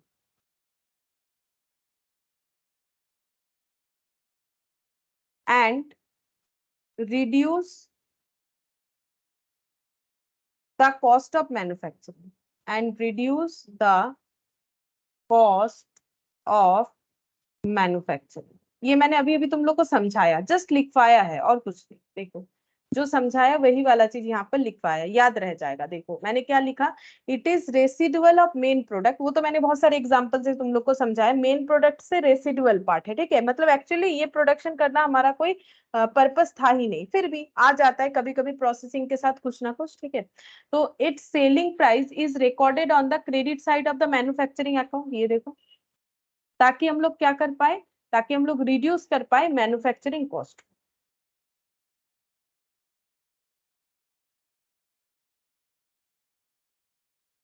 ठीक है, बस इसका हमें इतना ही ओवरव्यू चाहिए और कुछ नहीं चाहिए. देखते हैं कैसा क्वेश्चन है. जैसे देखो पहला इलास्ट्रेशन 1, यहाँ पर क्या दिया हुआ है, बोल रहा है 1 lakh units were produced in a factory. एक फैक्ट्री में 1 लाख यूनिट प्रोड्यूस करना है. Per unit material cost was 10. मतलब ये कैसा मेटेरियल है, डायरेक्ट मेटेरियल है. कैसे पता चला, जैसे मैंने अभी तुम लोग को बोला, एक ही चीज से तुम लोग समझ सकते हो कि अगर 1 यूनिट में अगर हम लोग आइडेंटिफाई कर पाते किसी भी कॉस्ट को, एक यूनिट में, यूनिट बेसिस पे अगर हमें दिया हुआ है, तो वो सभी डायरेक्ट होंगे. अब ये कैसा है, मेटेरियल है, तो डायरेक्ट मेटेरियल कॉस्ट है. And per unit labour cost was 5. मतलब उस प्रोडक्ट को, एक यूनिट प्रोडक्ट को बनाने में, ठीक है, एक यूनिट मतलब एक एक पीस या यूनिट, जैसे हम लोग नॉर्मली यूनिट बोलते हैं. अगर हमारे पास केजी लीटर कुछ नहीं है, तो यूनिट, एक यूनिट बनाने में लेबर का कॉस्ट 5 रुपीज लगेगा. That apart, it was agreed to pay royalty rupees 3 per unit to the Japanese collaboration who supplied technology. तो अच्छा, ये जो प्रोडक्ट बन रहा है यहाँ पर कुछ जापानीज टेक्नोलॉजी का यूज हो रहा है. तो उन्होंने जापानीज कोलाबोरेटर ने क्या किया है, बोला है कि मुझे रॉयल्टी देना 3 पर यूनिट करके, ठीक है. मतलब अपना टेक्नोलॉजी यूज करने के लिए इन्होंने रॉयल्टी चार्ज कर रखा है 3 पर यूनिट करके. तो हर एक चीज यूनिट पे दिया है. मतलब यहाँ पर जितने भी कॉस्ट दिए हुए ना, सारे के सारे कॉस्ट जो है डायरेक्ट कॉस्ट दे रखे हैं, ठीक है. हम लोग को बोला है मैन्युफैक्चरिंग कॉस्ट बताओ, तो हम लोग कैसे मैन्युफैक्चरिंग कॉस्ट निकालेंगे, तो हमें ये देखना पड़ेगा कि मैन्युफैक्चर करने के लिए हमारे पास क्या क्या कॉस्ट गिवन है. देखो मैन्युफैक्चर करने के लिए तो बहुत सारे कॉस्ट का रिक्वायरमेंट होता है, तो मेन मेन 3 चीज हमें दे दिया है. तो देखो कितना हो जाएगा, 10 रुपया का मेटेरियल लगता है एक यूनिट के लिए, 5 रुपए का लेबर लगता है, और एक यूनिट के लिए 3 रुपए का रॉयल्टी लगता है. तो टोटल करने से कितना हो गया, 18 पर यूनिट. हमें बोला है मैन्युफैक्चरिंग कॉस्ट, तो ये एक यूनिट का, तो टोटल कितना हो जाएगा, 18 इंटू 1 लाख यूनिट प्रोड्यूस हो रहा है, ठीक है. तो कितना हो जाएगा, 18 लाख.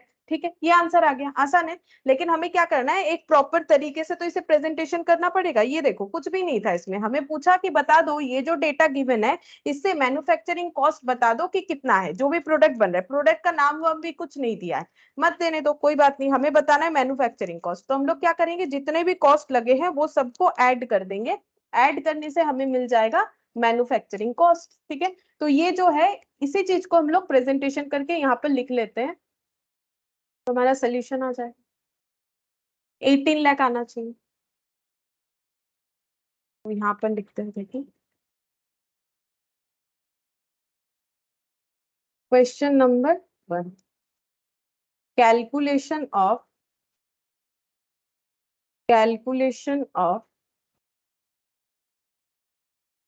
Manufacturing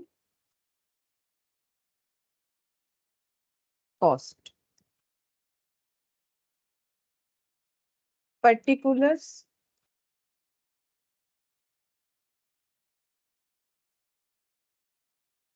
amount. अमाउंट यहाँ पर यूनिट का एक कॉलम कर लो और एक टोटल का कर लो. ऐसे प्रेजेंटेशन कर सकते हैं। तो यहाँ पर लिखते हैं रॉ मेटेरियल कंज्यूम्ड।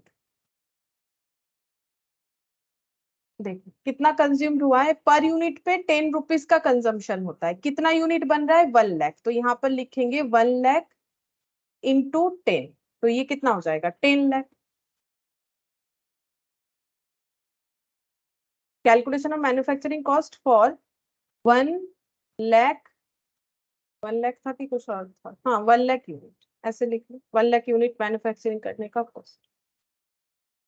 अच्छा, रॉ मटेरियल के बाद direct labour cost per unit का कितना है 5 रुपीज करके, और 1 लाख, तो फिर 1 लाख यूनिट का कितना हो जाएगा 1 लाख इंटू 5, 5 लाख। और रॉयल्टी ये भी डायरेक्ट है, क्यों, क्योंकि सभी पर यूनिट में हमें बता दिया है, तो ये सब ऐड हो जाएगा। रॉयल्टी का बता रखा है, देखते हैं कितना, 3 रुपीज, ठीक है, रॉयल्टी का बता रखा है 3 रुपीज, तो 1 लाख इंटू 3, 3 लाख, तो टोटल हो गया पर यूनिट में 18 और यहाँ पर 18 लाख, बस कंप्लीट। ठीक है, तो हम लोग को ये पूछा था बता दो कि ये सब डिटेल्स दिया हुआ है, कॉस्ट कितना लग रहा है, ठीक है, तो कॉस्ट इतना लग रहा है। इसके बाद नेक्स्ट क्वेश्चन देखते हैं, इलास्ट्रेशन 2। देखो इसमें क्या बोल रहा है, mister Bimal runs A factory which produces soap, ठीक है, तो ये देखो ये लोग सोप मैन्युफैक्चर करते हैं, ठीक है, मिस्टर बीमल जो है सोप मैन्युफैक्चर करते हैं। यहाँ पर बोल रहा है following details were available in respect of his manufacturing activities for the year ended 31 March 2020। इन्होंने जो भी एक्टिविटीज किया है एक साल का वो दिखा रखा है 31 मार्च 2020। अच्छा, ओपनिंग वर्क इन प्रोग्रेस मतलब प्रीवियस ईयर का जो आधा अधूरा बना हुआ गुड्स है, ठीक है, मतलब WIP यानी सेमी फिनिश गुड्स बोल लो, ठीक है, या फिर हम लोग इसे सेमी फिनिश या WIP बोलते हैं, ठीक है, तो 10,000 यूनिट ये हमें पूरा बनाना पड़ेगा। क्लोजिंग WIP मतलब इस साल 12,000 यूनिट जो है WIP में रह गया, ये यूनिट है, ये उसका कॉस्ट बताया है।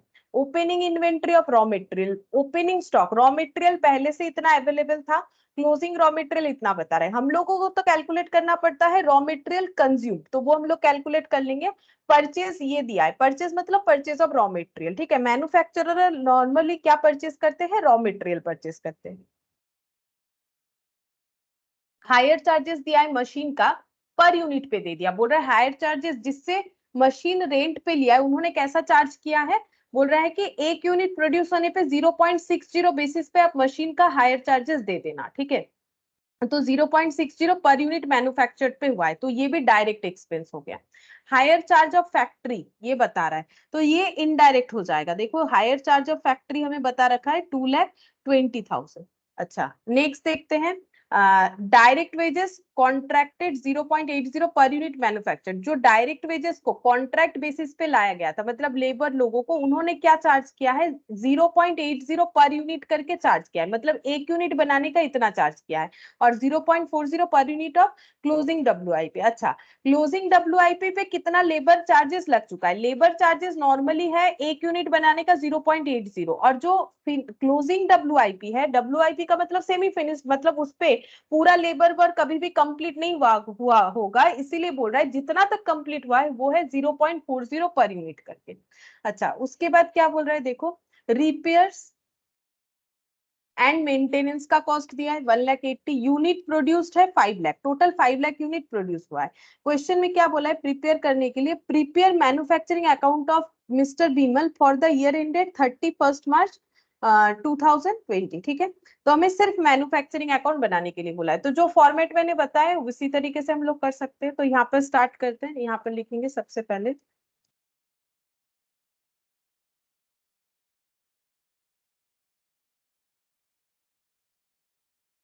इन the books of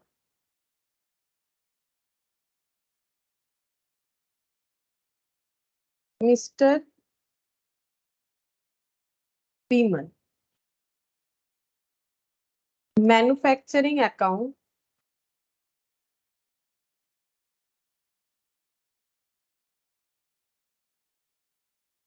for the year ended 31st of March 2020। देख लेते डेट ये था। हाँ,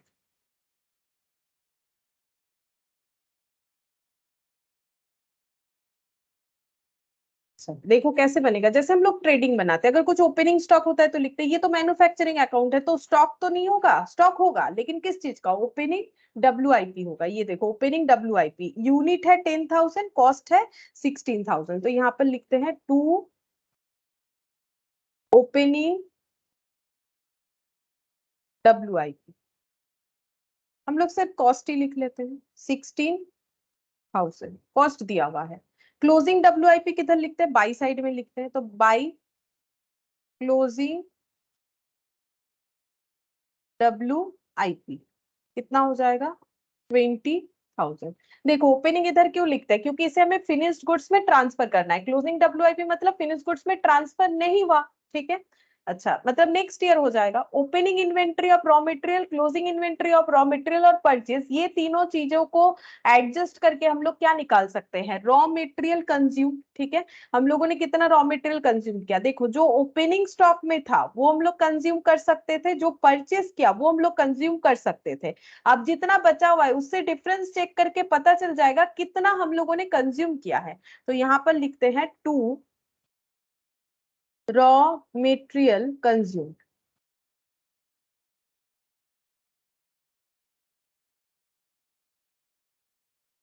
इसी के अंदर लिख देते हैं, ठीक है। यहाँ पर लिखते हैं ओपनिंग, चाहो तो इसको वर्किंग नोट बना के भी कर सकते हैं। Opening, opening inventory of raw material, opening inventory of raw material, मैंने ऐसे लिखा, नहीं तो ना यहाँ जगह नहीं होगा। Opening inventory of raw material 1,70,000 plus purchase, purchase of raw material, जो रॉ मटेरियल हम लोगों ने परचेज किया 1,90,000। तो ये दोनों को ऐड करने से क्या मिलेगा, raw material available for sale, तो 19 प्लस 17 कितना हो गया, 3,60,000। तो यहाँ पर लिखेंगे, नहीं परचेज गलत लिखा है ना मैंने, परचेज है 8,20,000,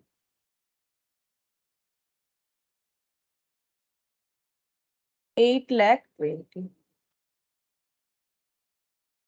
9,90,000 हो जाएगा। ये क्या हो गया, ये हो गया raw material available for use, available for use, use करने के लिए हमारे पास कितना रॉ मटेरियल था, 9,90,000 का, अभी कितना बचा हुआ है 1,90,000, बाकी कहाँ गया, यूज कर लिया है, तो इससे लेस कर देंगे closing stock of raw material, closing stock of raw material. Stock भी लिख सकते हो, इन्वेंट्री भी लिख सकते हो, एक ही बात है।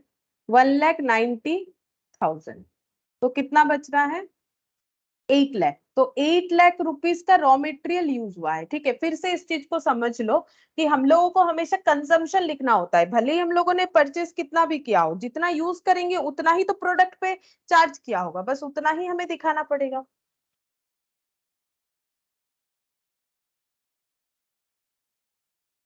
नेक्स्ट रॉ मटेरियल लिख लिया, इसके बाद क्या लिखना पड़ेगा, लेबर। देखो सीक्वेंस में होगा, जब भी कुछ प्रोडक्शन करोगे सबसे पहले रॉ मटेरियल चाहिए होता है, उसके बाद लेबर, उसको फिनिश गुड्स में ट्रांसफर करने के लिए। अब देखते हैं हम लोगों ने क्या लिखा, ओपनिंग स्टॉक ऑफ डब्ल्यूआईपी लिख लिया, क्लोजिंग स्टॉक ऑफ डब्ल्यूआईपी लिख लिया, opening stock of raw material, closing और परचेज, ये सारी चीजों को लिख लिया। अब यहाँ पर बोला है नेक्स्ट, यहाँ पर बोल रहा है हायर चार्जेस 1 यूनिट में दिया है, ये डायरेक्ट एक्सपेंसेस है, ठीक है। फिर डायरेक्ट वेजेस दिया है, ये तो डायरेक्ट एक्सपेंस है ही, ठीक है। और ये जो दो है हायर चार्जेस ऑफ फैक्ट्री और रिपेयर्स, ठीक है, हायर चार्जेस ऑफ फैक्ट्री और रिपेयर्स, ये हम लोग का इनडायरेक्ट एक्सपेंसेस है, क्योंकि ये 1 यूनिट में नहीं दिया है, टोटल में दिया है। 1 यूनिट बेसिस पे देता तो ये डायरेक्ट होता, ठीक है, क्योंकि डायरेक्ट नहीं होगा इसका मतलब। अच्छा, तो हायर चार्जेस क्या है, हायर चार्जेस दिया है 0.60 पर यूनिट, और डायरेक्ट वेजेस दिया है, तो पहले डायरेक्ट वेजेस ही लिखना चाहिए। फॉर्मेट में वही ज्यादा देखने में अच्छा लगता है, पहले मेटेरियल फिर लेबर फिर कोई भी मशीन्स वगैरह का यूज, क्योंकि मशीन्स भी लेबर ही चलाते हैं, तो पहले लेबर का ही लिख लेना चाहिए हम लोगों को। तो अगर आगे पीछे हो जाता है तो कोई प्रॉब्लम नहीं है। यहाँ पर लिखेंगे डायरेक्ट वेजेस, डायरेक्ट वेजेस कितना है, देखो डायरेक्ट वेजेस बोला है यहाँ पर फिनिश गुड्स के लिए 0.80 पर यूनिट मैन्युफैक्चर्ड, मतलब जो बन गया है। तो यहाँ पर लिखेंगे फिनिश्ड गुड्स के लिए कितना, 0.80। मुझे एक चीज बताओ कि ये कितने यूनिट पे मल्टीप्लाई होना चाहिए, मुझे तो टोटल पे लिखना पड़ेगा ना। देखो हम लोग तो टोटल लिख रहे हैं, पर यूनिट बेसिस पे तो नहीं लिख रहे हैं। 0.80 तो हमें पर यूनिट का बताया, अगर वेजेस देते हैं लेबर को 0.80 पर यूनिट बेसिस पे जो मैन्युफैक्चर्ड हो गया, तो टोटल कितना देना पड़ा होगा जो गुड्स मैन्युफैक्चर्ड हो गया है उस पे, ये बता सकते हो? क्वेश्चन में सब दिया हुआ है, देखो क्वेश्चन दिख ही रहा है पूरा ही, मैंने यहाँ पर दिखाया है तुम लोग को।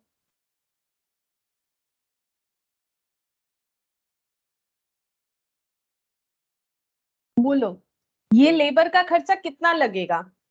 लेबर का खर्चा बता दिया है, एक यूनिट फुल्ली प्रोड्यूस होने पे 0.80, तो कितना यूनिट फुल्ली प्रोड्यूस्ड हो चुका है उतना ही लगेगा, उतने पे खर्चा लगेगा। बोलो, यहाँ से यहाँ नहीं दिख रहा है, मैंने अभी बोला ये सब तो हम लोगों ने लिख लिया, ये भी लिख लिया। अभी हम लोग यहाँ पर लिखना स्टार्ट कर रहे हैं, तो यहाँ से यहाँ पे ही जो है डिटेल्स रहेगा, उसको देख के तुम लोग को बताना है। 0.80 पर यूनिट मैन्युफैक्चर्ड का मतलब जो फिनिश गुड्स बन गया है उसका एक यूनिट बनाने पे लेबर का कॉस्ट लगता है 0.80, तो टोटल कितना लेबर कॉस्ट हम लोगों को पे करना पड़ा होगा फिनिश गुड्स पे, बताओ। क्या यहाँ पर तुम लोग को फिनिश गुड्स का यूनिट नहीं दिख रहा है? मैम 5 लाख। हाँ 5 लाख, 5 लाख, 5 लाख होगा ना, 5 लाख, 5 लाख হবে। 5 लाख बना है यूनिट प्रोड्यूस्ड, ठीक है। प्रोड्यूस्ड हम लोग किसको बोलते हैं, जो फिनिश गुड्स होता है। जो प्रोड्यूस नहीं है, थोड़ा बहुत उस पे काम हुआ है, उसे WIP बोलते हैं, ठीक है। उसे हम लोग फिनिश गुड्स नहीं बोलते हैं। तो कितना कॉस्ट लगेगा, 5 लाख इंटू 0.8, तो यहाँ पर लिखेंगे 5 लाख। तो ये टोटल कितना हो गया, 4 लाख होगा ना, 80% 5 लाख का। और यहाँ पर और एक पॉइंट भी बोला है, लेकिन जो फिनिश गुड्स नहीं बना, जो क्लोजिंग WIP है, उस पे भी वर्कर ने काम किया है, मतलब लेबर ने वो सारे प्रोडक्ट पे भी काम किया जो अभी तक पूरा फिनिश गुड्स नहीं बना है, ठीक है। लेकिन वहां पर वर्कर का एक एक यूनिट पे कितना कॉस्ट अभी तक लग चुका है, 0.40, और जब आगे और 0.40 लगेगा तो वो फिनिश गुड्स बन जाएगा। इसका मतलब यही हुआ। लेकिन हमें क्या निकालना है, WIP पे लगा हुआ, क्योंकि पेमेंट तो करना पड़ेगा वर्कर को, ठीक है। वर्कर का काम अभी कंप्लीट नहीं हुआ है, नेक्स्ट ईयर आ जाएगा, वो तो देखो अकाउंटिंग प्रोसेस है। वर्कर आएंगे नेक्स्ट दिन, पूरा काम जो है फिर से स्टार्ट करेंगे, तो वो फिनिश गुड्स बन जाएगा। तो हम लोग यहाँ पर लिखेंगे जो क्लोजिंग WIP है उसमें वर्कर का चार्जेस लग रहा है हम लोग का 0.40 पर यूनिट करके। मुझे एक चीज बताओ कि हम लोग का कितना यूनिट जो है क्लोजिंग WIP में है, ये भी इंफॉर्मेशन यहाँ से देख के तुम लोग को बताना चाहिए। 12,000। हाँ, ये देखो यहाँ दिया हुआ है 12,000 यूनिट। 12,000 यूनिट जो है क्लोजिंग WIP में है, तो इस पे वर्कर का खर्चा कितना लगा होगा, 0.40 कर, क्वेश्चन में जैसा बोला है हम लोग वैसे ही कैलकुलेट करेंगे। तो यहाँ पर हो जाएगा 4800, टोटल करने से हो जाएगा 4,04,800। ये हम लोगों ने वर्कर का खर्चा लिख लिया। अच्छा, अब इसके बाद हायर चार्जेस लिखेंगे। हायर चार्जेस जो कि पर यूनिट पे बताया है, तो लिखते हैं यहाँ पर हायर चार्जेस और रॉयल्टी, ये डायरेक्ट एक्सपेंस का पार्ट होगा। तो यहाँ पर हेडिंग करते हैं डायरेक्ट एक्सपेंस बोल के। डायरेक्ट एक्सपेंसेस का मतलब other than material and labour, ठीक है। लेकिन 1 यूनिट फिनिश गुड्स में आइडेंटिफाई हो जाए, उसे हम लोग बोलते हैं डायरेक्ट एक्सपेंस। जैसे हायर चार्ज इस क्वेश्चन में दिया है, तो हायर चार्जेस कितना लगेगा। हायर चार्जेस देखो 0.60 पर यूनिट मैन्युफैक्चर्ड, जितने यूनिट मैन्युफैक्चर्ड हुए हैं उस पे 0.60 करके लगाना पड़ेगा। तो बोलो 0.60 कितने यूनिट पे लगाए, टोटल निकालने के लिए बता ही दिया है लैंग्वेज में ही, पर यूनिट मैन्युफैक्चर्ड। अगर मैन्युफैक्चरिंग होगा ही नहीं तो मशीन का तो यूज होगा नहीं, जितना यूनिट मैन्युफैक्चर हुआ है उस पे लगना चाहिए। क्वेश्चन बोल रहा है, और एक यूनिट पे 0.60, बोलो कितने पे लगाए।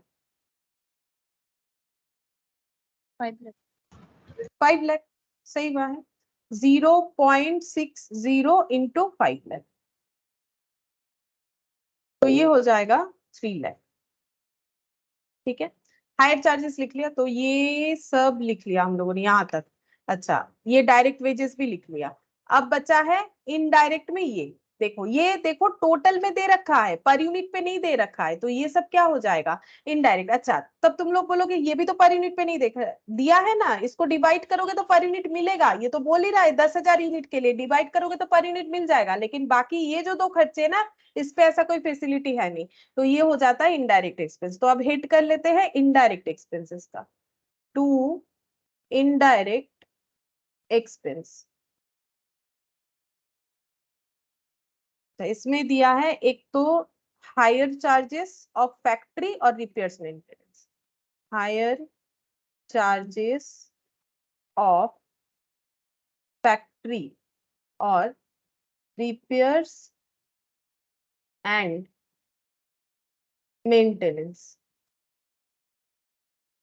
जितना बताए उतना लिख लो। Hire charges of factory 2,20,000, repairs maintenance 1,80,000, तो 2,20,000 और 1,80,000। और तो कुछ लिखने का जरूरत नहीं है, बाकी तो सब हम लोगों ने लिख लिया है, क्लोजिंग वाला भी उधर लिख लिया था, क्लोजिंग WIP। अच्छा इसको ऐड करेंगे, ऐड करके चेक करेंगे कितना कॉस्ट इनकर्ड हुआ, तो चलो ऐड करते हैं, ऐड करके देखते हैं कितना निकल के आता। 1,80,000 प्लस 22,000 3,00,000 4,048,000 प्लस 8,00,000 और 16, 8,16,000 कर लेते हैं, 19,20,800। तो यहाँ पर लिख लेते हैं 19,20,800 इतना कॉस्ट इनकर्ड हुआ। लेकिन इसमें से इतना कॉस्ट इनकर्ड होने के बाद सेमी फिनिश्ड इतना रह गया, मतलब वो हम लोग सेल नहीं कर सकते, तो माइनस कर देते हैं 20,000। तो जो ट्रेडिंग में ट्रांसफर होगा उसका वैल्यू निकल के आ रहा है 19,08,000। यहाँ पर लिख देते हैं by trading account cost of finished goods transfer 19,008,000, 19,20,800। ठीक है, ये टोटल में इधर आ जाएगा। ये 5 लाख यूनिट का कॉस्ट निकल के आ गया। ठीक है, ये 5 लाख यूनिट का कॉस्ट निकल के हम लोग का आ गया कि 5 लाख यूनिट जो पूरा पूरी बन चुका है उस पे कितना खर्चा लगा है। बस यही हमें इस तरीके का क्वेश्चन देने से दे सकता है। अच्छा अब आगे देखते हैं, इसमें सिर्फ मैन्युफैक्चरिंग वाला ही था।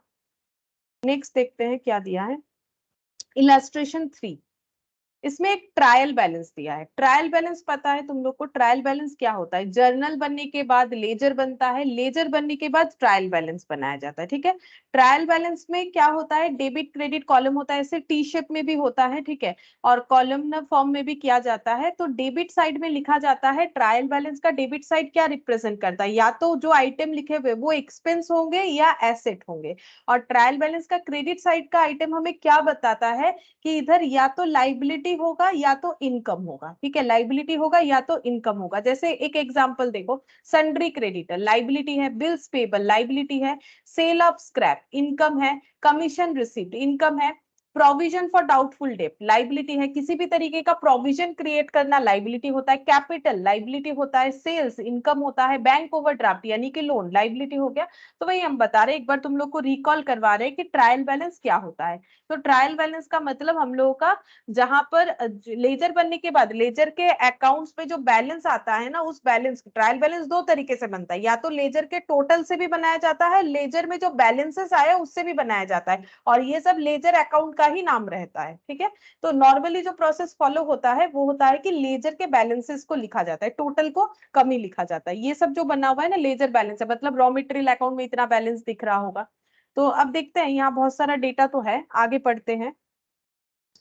यहाँ कुछ नीचे एडिशनल, यहाँ सबसे लास्ट पॉइंट पढ़ते हैं, प्रिपेयर क्या करने बोला है, बोला है मैन्युफैक्चरिंग अकाउंट बनाओ, ट्रेडिंग अकाउंट भी बनाओ, प्रॉफिट एंड लॉस अकाउंट भी बनाओ और बैलेंस शीट भी बनाओ। बैलेंस शीट में क्या लिखोगे, एसेट और लाइबिलिटी। ठीक है, asset and liability balance sheet में लिखोगे।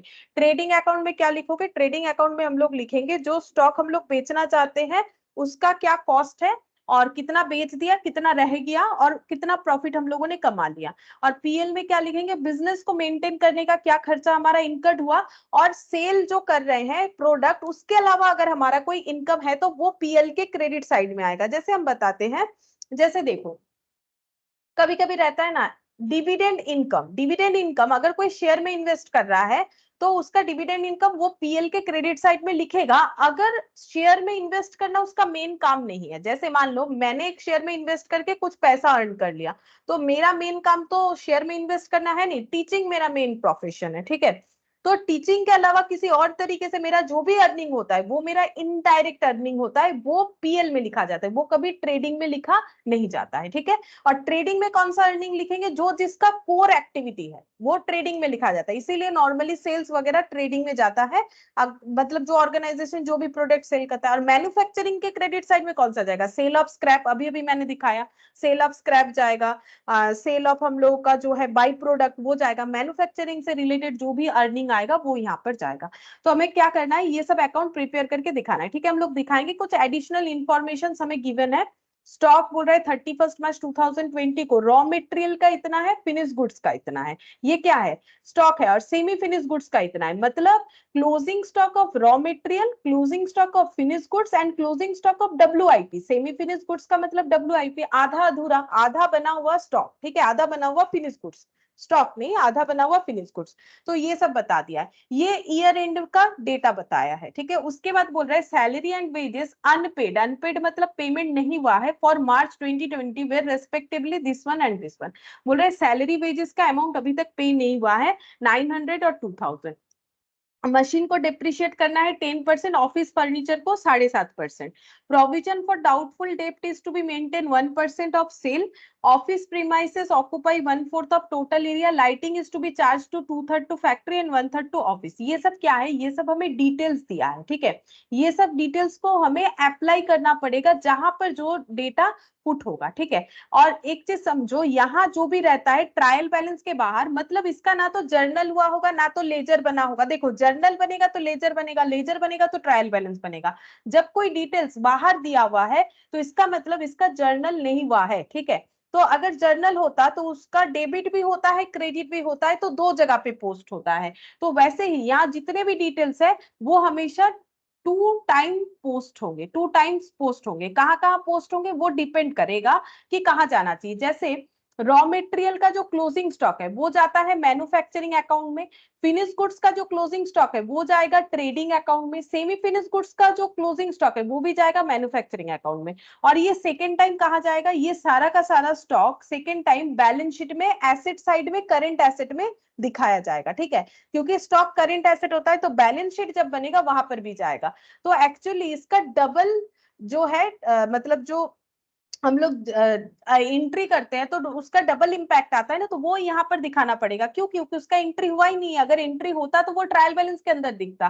तो ट्रायल बैलेंस के बाहर जब भी कोई डिटेल्स रहेगा तो उसे हमें हमेशा 2 बार पोस्ट करना है, याद रखना चाहिए। अगर हम लोग सिर्फ एक ही जगह पे लिख के कर रहे हैं तो हमारा अकाउंट टैली भी नहीं होगा और वो गलत भी होगा। तो यहाँ जितने भी, जैसे मान लो सैलरी वेजेस 2020 का था जो कि इन्होंने बाकी रखा है, लेकिन खर्चा तो पे कर देना चाहिए क्योंकि मार्च का फाइनल अकाउंट्स बना रहे हो, सैलरी वेजेस नहीं दियो, ठीक है, किसी रीजन से नहीं दे पाए हैं, लेकिन है तो इसी साल का खर्चा।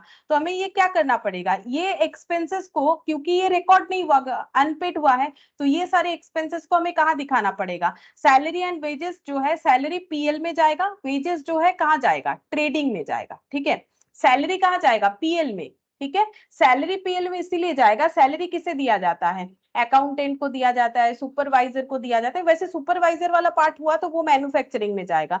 तो सैलरीज जो है ये नॉर्मल बोल रहा है यहाँ सैलरी, ना तो बोला है सुपरवाइजर ना कुछ और बोला है। तो जब कुछ नहीं बोलेगा तो ये हमारे पीएल में जाएगा, ट्रेडिंग में कभी नहीं जाएगा। क्योंकि ट्रेडिंग में क्या लिखा जाता है, स्टॉक रिलेटेड आइटम का डिटेल्स, कितना स्टॉक था, कितना स्टॉक बचा, कितना सेल कर दिए, और उस स्टॉक को सेलेबल कंडीशन में लाने का खर्चा लिखा जाता है। तो अगर हम लोग किसी को सैलरी पे कर रहे हैं जैसे कि अकाउंटेंट वगैरह को, तो वो बिजनेस को मेंटेन करने के लिए करते हैं, बिजनेस को स्मूथली रन करवाने के लिए, तो वो पीएल में जाएगा, ठीक है। पीएल में हम लोग का office administration and selling distribution का खर्चा जाता है, जैसे कि एडवर्टाइजमेंट वगैरह, ठीक है।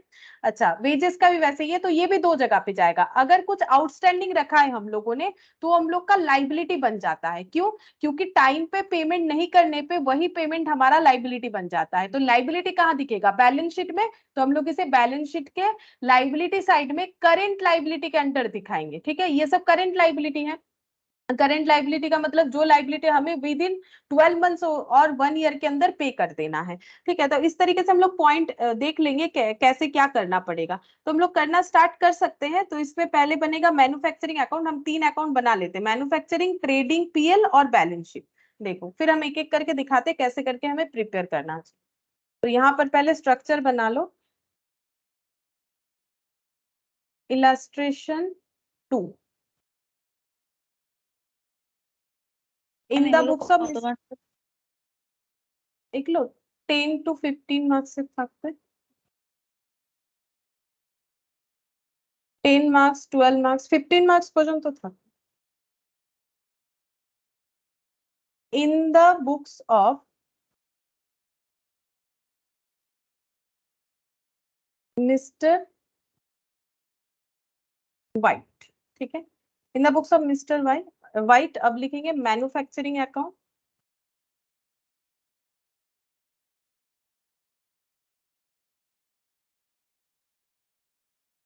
मैन्युफैक्चरिंग अकाउंट में हमें जगह चाहिए, ठीक है। बहुत सारा डिटेल्स लिखना पड़ेगा, तो हम पीछे भी थोड़ा सा जगह रखते हैं, कम हो जाएगा तो मुश्किल हो जाएगा। फिर लिखेंगे ट्रेडिंग अकाउंट। ट्रेडिंग ज्यादा बड़ा नहीं होगा, मतलब देखो मुझे थोड़ा सा पता है तो इसीलिए हम लेंथ आइडेंटिफाई कर पा रहे। तुम लोग एक मतलब अपने हिसाब से जगह रख लेना ताकि लिखने में कोई दिक्कत ना हो, ठीक है। अभी तो मेरा देख देख के लिख सकते हो, ट्रेडिंग इतने से जगह पे बन जाना चाहिए। पीएल अकाउंट यहाँ पर हम अलग अलग कर रहे हैं, अलग नहीं करके तुम लोग ट्रेडिंग एंड पीएल भी लिख सकते हो, क्योंकि क्वेश्चन में अलग लिखा है ना, तो मैंने भी अलग दिखाया है, ठीक है। अगर तुम लोग एक साथ भी लिख देते हो तो नो इश्यूज, कोई बात नहीं है, लेकिन क्वेश्चन में बोला है ट्रेडिंग पीएल बनाओ, इसीलिए तो पीएल पीएल के लिए थोड़ा सा और जगह रख लेते हैं। और balance sheet, balance sheet as on 31st of March 2020।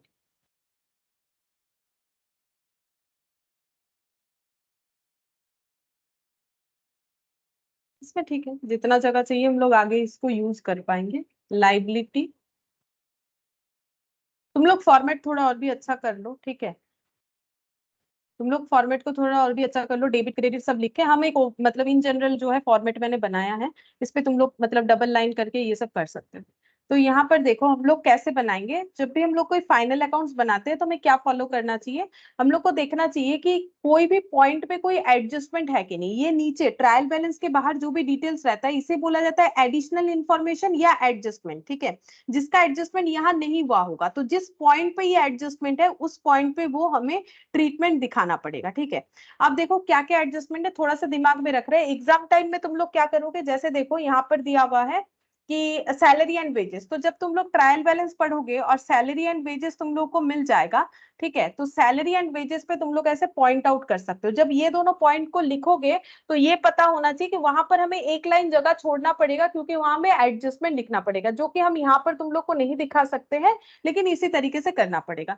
तो हम लोग स्टार्ट कर सकते हैं। सबसे पहले हम यहाँ पर स्टार्ट करते हैं, opening stock of raw material लिखा हुआ है वो, लेकिन हमें पता है कि मैन्युफैक्चरिंग अकाउंट में सबसे पहले क्या लिखते हैं, सबसे पहले लिखते हैं WIP, ठीक है। कोई बात नहीं, अब WIP ढूंढेंगे तो उसमें तो मुश्किल हो जाएगा, हम लोग एक काम करते हैं लाइन बाय लाइन ही लिखते हैं। तो क्योंकि हमें पता है कि सबसे पहले लिखा जाता है ओपनिंग स्टॉक ऑफ WIP, तो अगर वो है कि नहीं है नहीं पता, एक लाइन गैप रख के यहाँ पर हम लोग लिखेंगे रॉ मटेरियल कंज्यूम, क्योंकि हमें क्या डेटा मिला, हमें मिला रॉ मटेरियल का, रॉ मटेरियल 21,000 और यहाँ पर work in progress finish goods. अच्छा, ये सभी ओपनिंग स्टॉक है, ये देखो ये वाला stock on 1 April, raw material WIP finish goods, ठीक है।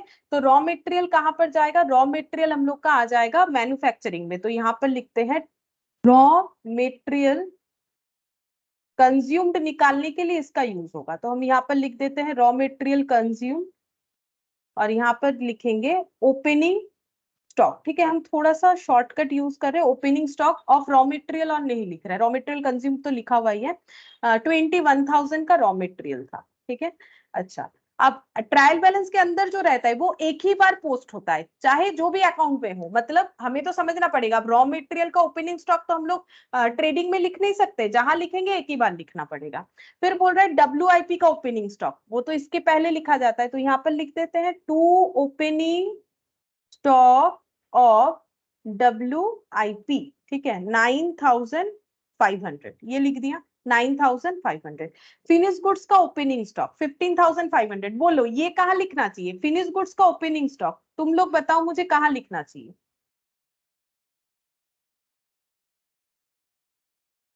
अरे बोलो, स्टार्टिंग में तो मैंने इतना कुछ समझाया, ट्रेडिंग में क्या लिखते हैं, मैन्युफैक्चरिंग में क्या लिखते हैं, फिर हैं ट्रेडिंग, ट्रेडिंग में लिखे ना। फिनिश गुड्स तो ट्रेडिंग में लिखेंगे, ट्रेडिंग में तो सेल करते हैं, आधा अधूरा चीज कौन खरीदेगा, पूरा बना हुआ प्रोडक्ट ही लोग खरीदते हैं। तो यहाँ पर लिखेंगे to opening stock of finished goods. ठीक है, ये फिनिश गुड्स तुम लोग एग्जाम में पूरा लिखोगे, मैंने सिर्फ F.G लिखा है। 15,500 हो गया। अच्छा अब नेक्स्ट देखो, यहां तक हम लोगों ने लिख लिया। सन्ड्री डेटर, सन्ड्री डेटर कहाँ लिखे? सन्ड्री डेटर, डेटर क्या होता है? डेटर मतलब करेंट एसेट, तो सन्ड्री डेटर कहाँ लिखना चाहिए बोलो?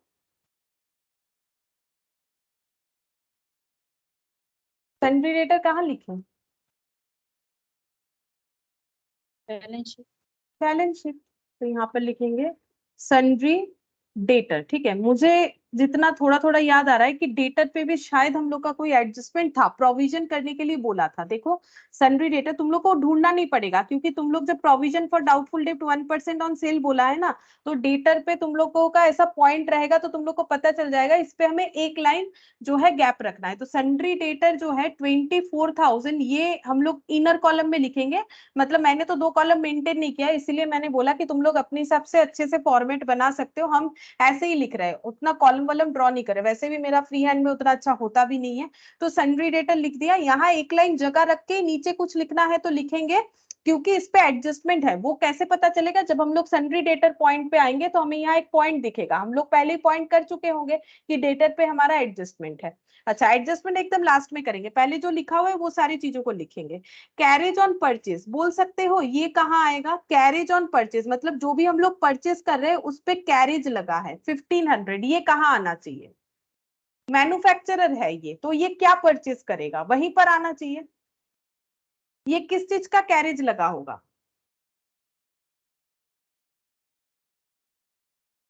बोल सकते हो कैरेज ऑन परचेज कहां पर आएगा? मैन्युफैक्चरिंग में आएगा। क्यों बताओ?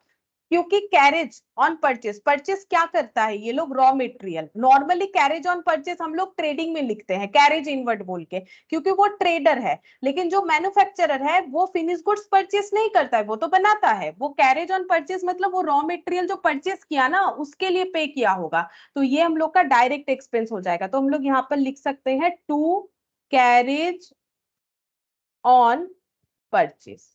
तो ऐसे समझ के लिखना पड़ेगा कि कौन सा कहां पर हमारा जाना चाहिए डेटा। उसके बाद देखो बिल्स रिसीवेबल, बोलो बिल्स रिसीवेबल तो हम लोगों ने चैप्टर किया ही है। बिल्स रिसीवेबल क्या होता है? बिल्स रिसीवेबल कहाँ जाएगा? ट्रेडिंग में, PL में, बैलेंस शीट में, या फिर हम लोगों का मैन्युफैक्चरिंग अकाउंट में? बोलो बिल्स रिसीवेबल क्या होता है? डेटर को बिल्स में कन्वर्ट करना, तो बिल्स रिसीवेबल क्या है? बोलो कहाँ जाना चाहिए? Balance sheet, bills receivable balance sheet में जाएगा। अब देखो इसके नीचे लिख दोगे तो क्या गड़बड़ हो जाएगा, एडजस्टमेंट नहीं कर पाओगे, तो एक लाइन का गैप रख के हम यहाँ पर लिखेंगे बिल्स रिसीवेबल, और इस पे कोई एडजस्टमेंट था नहीं। ठीक है, तो इसको हम लोग आउटर में लिख देते हैं 15,000। ये देखो बिल्स रिसीवेबल 15,000। वेजेस, बोलो वेजेस कहाँ लिखना चाहिए? नॉर्मली तुम लोग वेजेस कहाँ लिखते हो? ट्रेडिंग में लिखते हो, लेकिन यहाँ पर वेजेस का देखो, ट्रेडिंग में वेजेस का क्या जरूरत है? ये मैन्युफैक्चरिंग करते हैं और अपना प्रोडक्ट ट्रेडिंग में ट्रांसफर, मतलब ये जो है पेपर वर्क बोल रहा है कि वो फिर ट्रेडिंग में ट्रांसफर होता है। तो वेजेस मतलब जो मैन्युफैक्चर कर रहे हैं यहाँ पर उन्हीं का बात हो रहा होगा। जब हमारे पास मैन्युफैक्चरिंग अकाउंट भी अवेलेबल है तो वेजेस हमें कहाँ लिखना चाहिए, मैन्युफैक्चरिंग अकाउंट में लिखना चाहिए। लेबर को वेजेस दे रहे हैं, ठीक है, तो यहाँ पर लिखेंगे टू वेजेस। यहाँ जगह नहीं होगा शायद, ओपनिंग स्टॉक, परचेस और ये पीछे लिखते हैं, चलो यही अच्छा होगा, टू वेजेस। अब वेजेस में भी ना एडजस्टमेंट था, वेजेस और सैलरी, तो वेजेस का 13,000 हम लोग इनर कॉलम में लिख देते हैं और यहाँ पर एक लाइन जगह रखेंगे, बाद में एडजस्टमेंट को लिख लेंगे। सैलरी, सैलरी अभी अभी मैंने बोला कहाँ लिखना है, पीएल में लिखना है, ठीक है। सैलरी हम लोग कहाँ लिखेंगे, पीएल में लिखेंगे। तो यहाँ पर लिखते हैं टू सैलरीज 10,000। इसके लिए भी हम लोग को एक लाइन जगह रख देना है, इस पे भी एडजस्टमेंट था। टेलीफोन पोस्टेज का खर्चा ये कहाँ जाना चाहिए, ये तो बिजनेस को मेंटेन करने का है, ये है ऑफिस एडमिनिस्ट्रेशन का खर्चा। Office administration, selling, distribution PL में आएगा। टेलीफोन पोस्टेज हमें कहाँ लिखना पड़ेगा, पीएल में। तो एक लाइन का जगह रख दो और यहां पर लिखेंगे to telephone and postage 1,000, telephone and postage. अच्छा, उसके बाद रिपेयर्स टू ऑफिस फर्नीचर, इस पे भी कोई एडजस्टमेंट नहीं था। ऑफिस का खर्चा तो अभी भी मैंने बोला पीएल का मतलब office administration and selling distribution, तो यहाँ पर लिखेंगे to repairs to office furniture 350 rupees, ठीक है। देखो ऑफिस का फर्नीचर है तो ऑफिस का खर्चा कहाँ जाएगा, मैन्युफैक्चरिंग में जाएगा, नहीं वो तो फैक्ट्री का खर्चा है। मैन्युफैक्चरिंग मतलब फैक्ट्री, ट्रेडिंग मतलब जो स्टॉक बेच रहे हैं उसका डिटेल्स, तो फिर कहाँ जाएगा, पीएल में जाएगा, ठीक है, बिजनेस को मेंटेन करने का खर्चा। तो ऑफिस फर्नीचर हो गया। उसके बाद कैश एट बैंक, बोलो कैश एट बैंक, कैश कहाँ पर जाएगा, बताओ कैश कहाँ पर जाएगा, 17,000 है कैश एट बैंक, बोलो कहाँ जाना चाहिए। कैश क्या है, balance sheet. Balance sheet, cash asset है, करेंट एसेट। तो कैश एट बैंक, बैंक में जो कैश पड़ा हुआ है उसे बोलते हैं cash at bank, balance sheet में जाएगा। अच्छा, इसके बाद है office furniture. Furniture fixed asset होता है तो कहां पर जाएगा, ऑफिस फर्नीचर बैलेंस शीट में ही जाएगा। यहाँ पर लिखेंगे ऑफिस फर्नीचर। अब इस पे भी एडजस्टमेंट था, डिप्रिशिएशन चार्ज करने के लिए बोला था ना, तो इसको भी हम लोग इनर कॉलम में लिखेंगे। ऑफिस फर्नीचर 10,000, इसको मैंने इनर कॉलम में लिख दिया। ऑफिस फर्नीचर के बाद है हम लोग का रिपेयर्स टू प्लांट, ये कहां पर जाना चाहिए, प्लांट का रिपेयरिंग का खर्चा। तो प्लांट रिपेयर का खर्चा कहाँ जाना चाहिए, प्लांट जहां लगा हुआ है, बोलो प्लांट कहाँ लगा हुआ होगा, फैक्ट्री में, तो कहाँ जाना चाहिए, बोलो, मैंने इतना सारा हिंट्स दे दिया, बोलो कहाँ जाना चाहिए।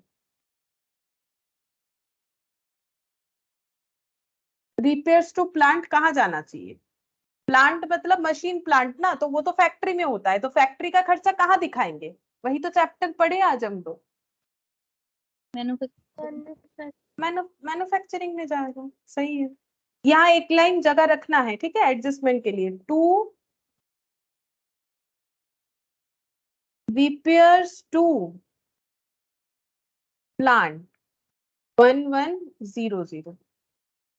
अच्छा, परचेज, अब ये कौन से परचेज का बात हो रहा है, मैंने अभी बोला ये लोग कोई फिनिश गुड्स नहीं परचेज करते कि ट्रेडिंग में लिखेंगे, ये लोग हमेशा रॉ मटेरियल वगैरह परचेज करेंगे, तो ये परचेज हम लोगों का मैन्युफैक्चरिंग में जाएगा। अगर हमारा ये मैन्युफैक्चरिंग अकाउंट नहीं होता तो ट्रेडिंग में आता, इसका मतलब ये फिनिश गुड्स परचेज करेंगे। लेकिन जब मैन्युफैक्चरर है और परचेज का बात कर रहा है तो वो रॉ मटेरियल परचेज का बात कर रहा है, क्योंकि फिनिश गुड्स वो परचेज करेगा नहीं, खुद जब बना रहा है तो क्या दूसरे से परचेज करके बेचेगा, ऐसा थोड़ी होता है। तो यहाँ पर परचेज लिखेंगे, देखो कितना बोला है, परचेज 85,000, तो यहाँ पर लिख देते हैं परचेज 85,000। अच्छा, नेक्स्ट देखते हैं क्या बोला है, प्लांट एंड मशीनरी। तो plant and machinery fixed asset है, बैलेंस शीट में जाएगा। प्लांट एंड मशीनरी कहाँ जाएगा, बैलेंस शीट में। तो यहाँ एक लाइन जगह मुझे रखना है बिकॉज ऑफ डिप्रिशिएशन, यहाँ पर हम लिखेंगे प्लांट एंड मशीनरी, इस पे भी डेप्रिशिएशन बोला था, ठीक है। इस पे भी डेप्रिसिएशन बोला था। देखो तुम लोग को याद नहीं रखना पड़ेगा, तुम लोग अपना ऐसे पॉइंट कर लेना एडिशनल इंफॉर्मेशन देखने के बाद। तो जैसे ही पॉइंट दिखेगा तो समझ लो कि एक लाइन मुझे जगह रख देना है। एडजस्टमेंट क्या होगा वो हम लोग नीचे पढ़ लेंगे, ठीक है।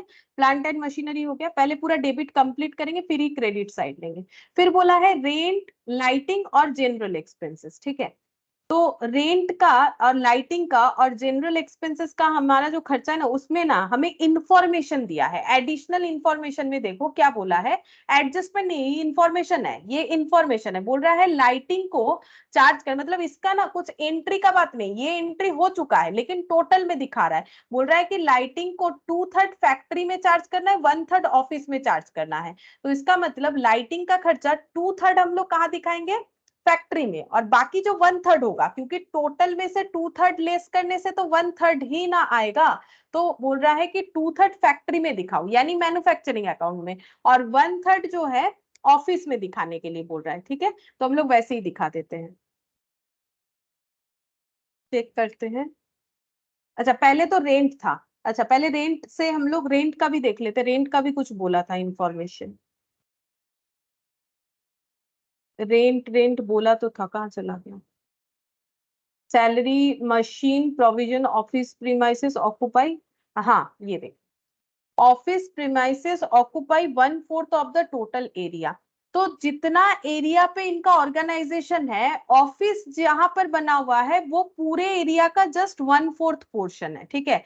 तो बाकी पोर्शन क्या हो गया, बाकी पोर्शन 3/4 हो गया। उसमें फैक्ट्री है, देखो एक बिजनेस ऑर्गेनाइजेशन का तो दो ही पार्ट होगा ना, एक फैक्ट्री और एक ऑफिस। फैक्ट्री के लिए ज्यादा जगह चाहिए होगा, मशीन वगैरह लगा हुआ होगा, तो स्पेसेस ज्यादा ऑक्यूपाइड होंगे। तो बोल रहे हैं ऑफिस पूरे एरिया का 1/4 जगह पे बना हुआ है, बाकी 3/4 पे क्या है, फैक्ट्री बना हुआ है। तो इसका मतलब जो रेंट देना पड़ता है वो तो पूरे एरिया का देना पड़ता है, तो रेंट का 1/4 ऑफिस में चार्ज करेंगे, 3/4 फैक्ट्री में। तो जो फैक्ट्री में होगा वो मैन्युफैक्चरिंग अकाउंट में जाएगा, और जो ऑफिस में होगा वो पीएल में जाएगा, ट्रेडिंग में तो नहीं जाएगा। ट्रेडिंग में स्टॉक रिलेटेड आइटम लिखा जाता है, ठीक है।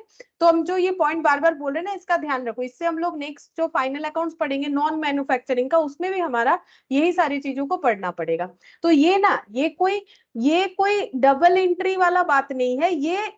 जैसे मैंने बोला एडिशनल इंफॉर्मेशन दो जगह पे पोस्ट होगा, बट ये कोई ट्रांजैक्शंस नहीं है, ये इंफॉर्मेशन है। ये नीचे नहीं देके ये चाहता तो यहाँ पर भी दे सकता था ब्रैकेट में, रेंट, ठीक है, कितना किसके लिए अपोर्शन करना है। तो सिंपल वही चीज को नीचे दिया है, तो इसीलिए मैंने यहाँ पर ये वाला पॉइंट जो है अभी देखा। बाकी मैंने एक भी एडिशनल इंफॉर्मेशन अभी तक नहीं देखा। इसको क्यों देखा, क्योंकि इसमें हमें इंफॉर्मेशन दिया हुआ है, जो कि ट्रायल बैलेंस के अंदर भी वो ब्रैकेट देके लिख सकते थे, बट बाहर दिया है तो उसी बेसिस पे हम लोग लिखेंगे। नहीं तो अगर हम लोग रेंट को सिर्फ पीएल या सिर्फ हम लोग मैन्युफैक्चरिंग अकाउंट में दिखा देंगे तो दोनों चीज जो है गलत हो जाएगा, ठीक है, क्योंकि इसका अलग अलग पोर्शन हमें बोल रखा है, ठीक है। तो जिसमें जितना चार्ज करना है ना उसमें उतना चार्ज कर देते हैं। तो मैन्युफैक्चरिंग में लिखते हैं रेंट का खर्चा, टू रेंट। रेंट बोला है 3/4 देना है, क्योंकि 1/4 ऑफिस का एरिया है और 3/4 जो है फैक्ट्री का। 6,000 का 3/4 करना पड़ेगा, तो 3/4 इंटू 6,000 कर लेते हैं। 18,000 डिवाइडेड बाई 4, 4,500 रेंट हो गया। नेक्स्ट बोला था लाइटिंग, तो यहाँ पर लिखेंगे टू लाइटिंग।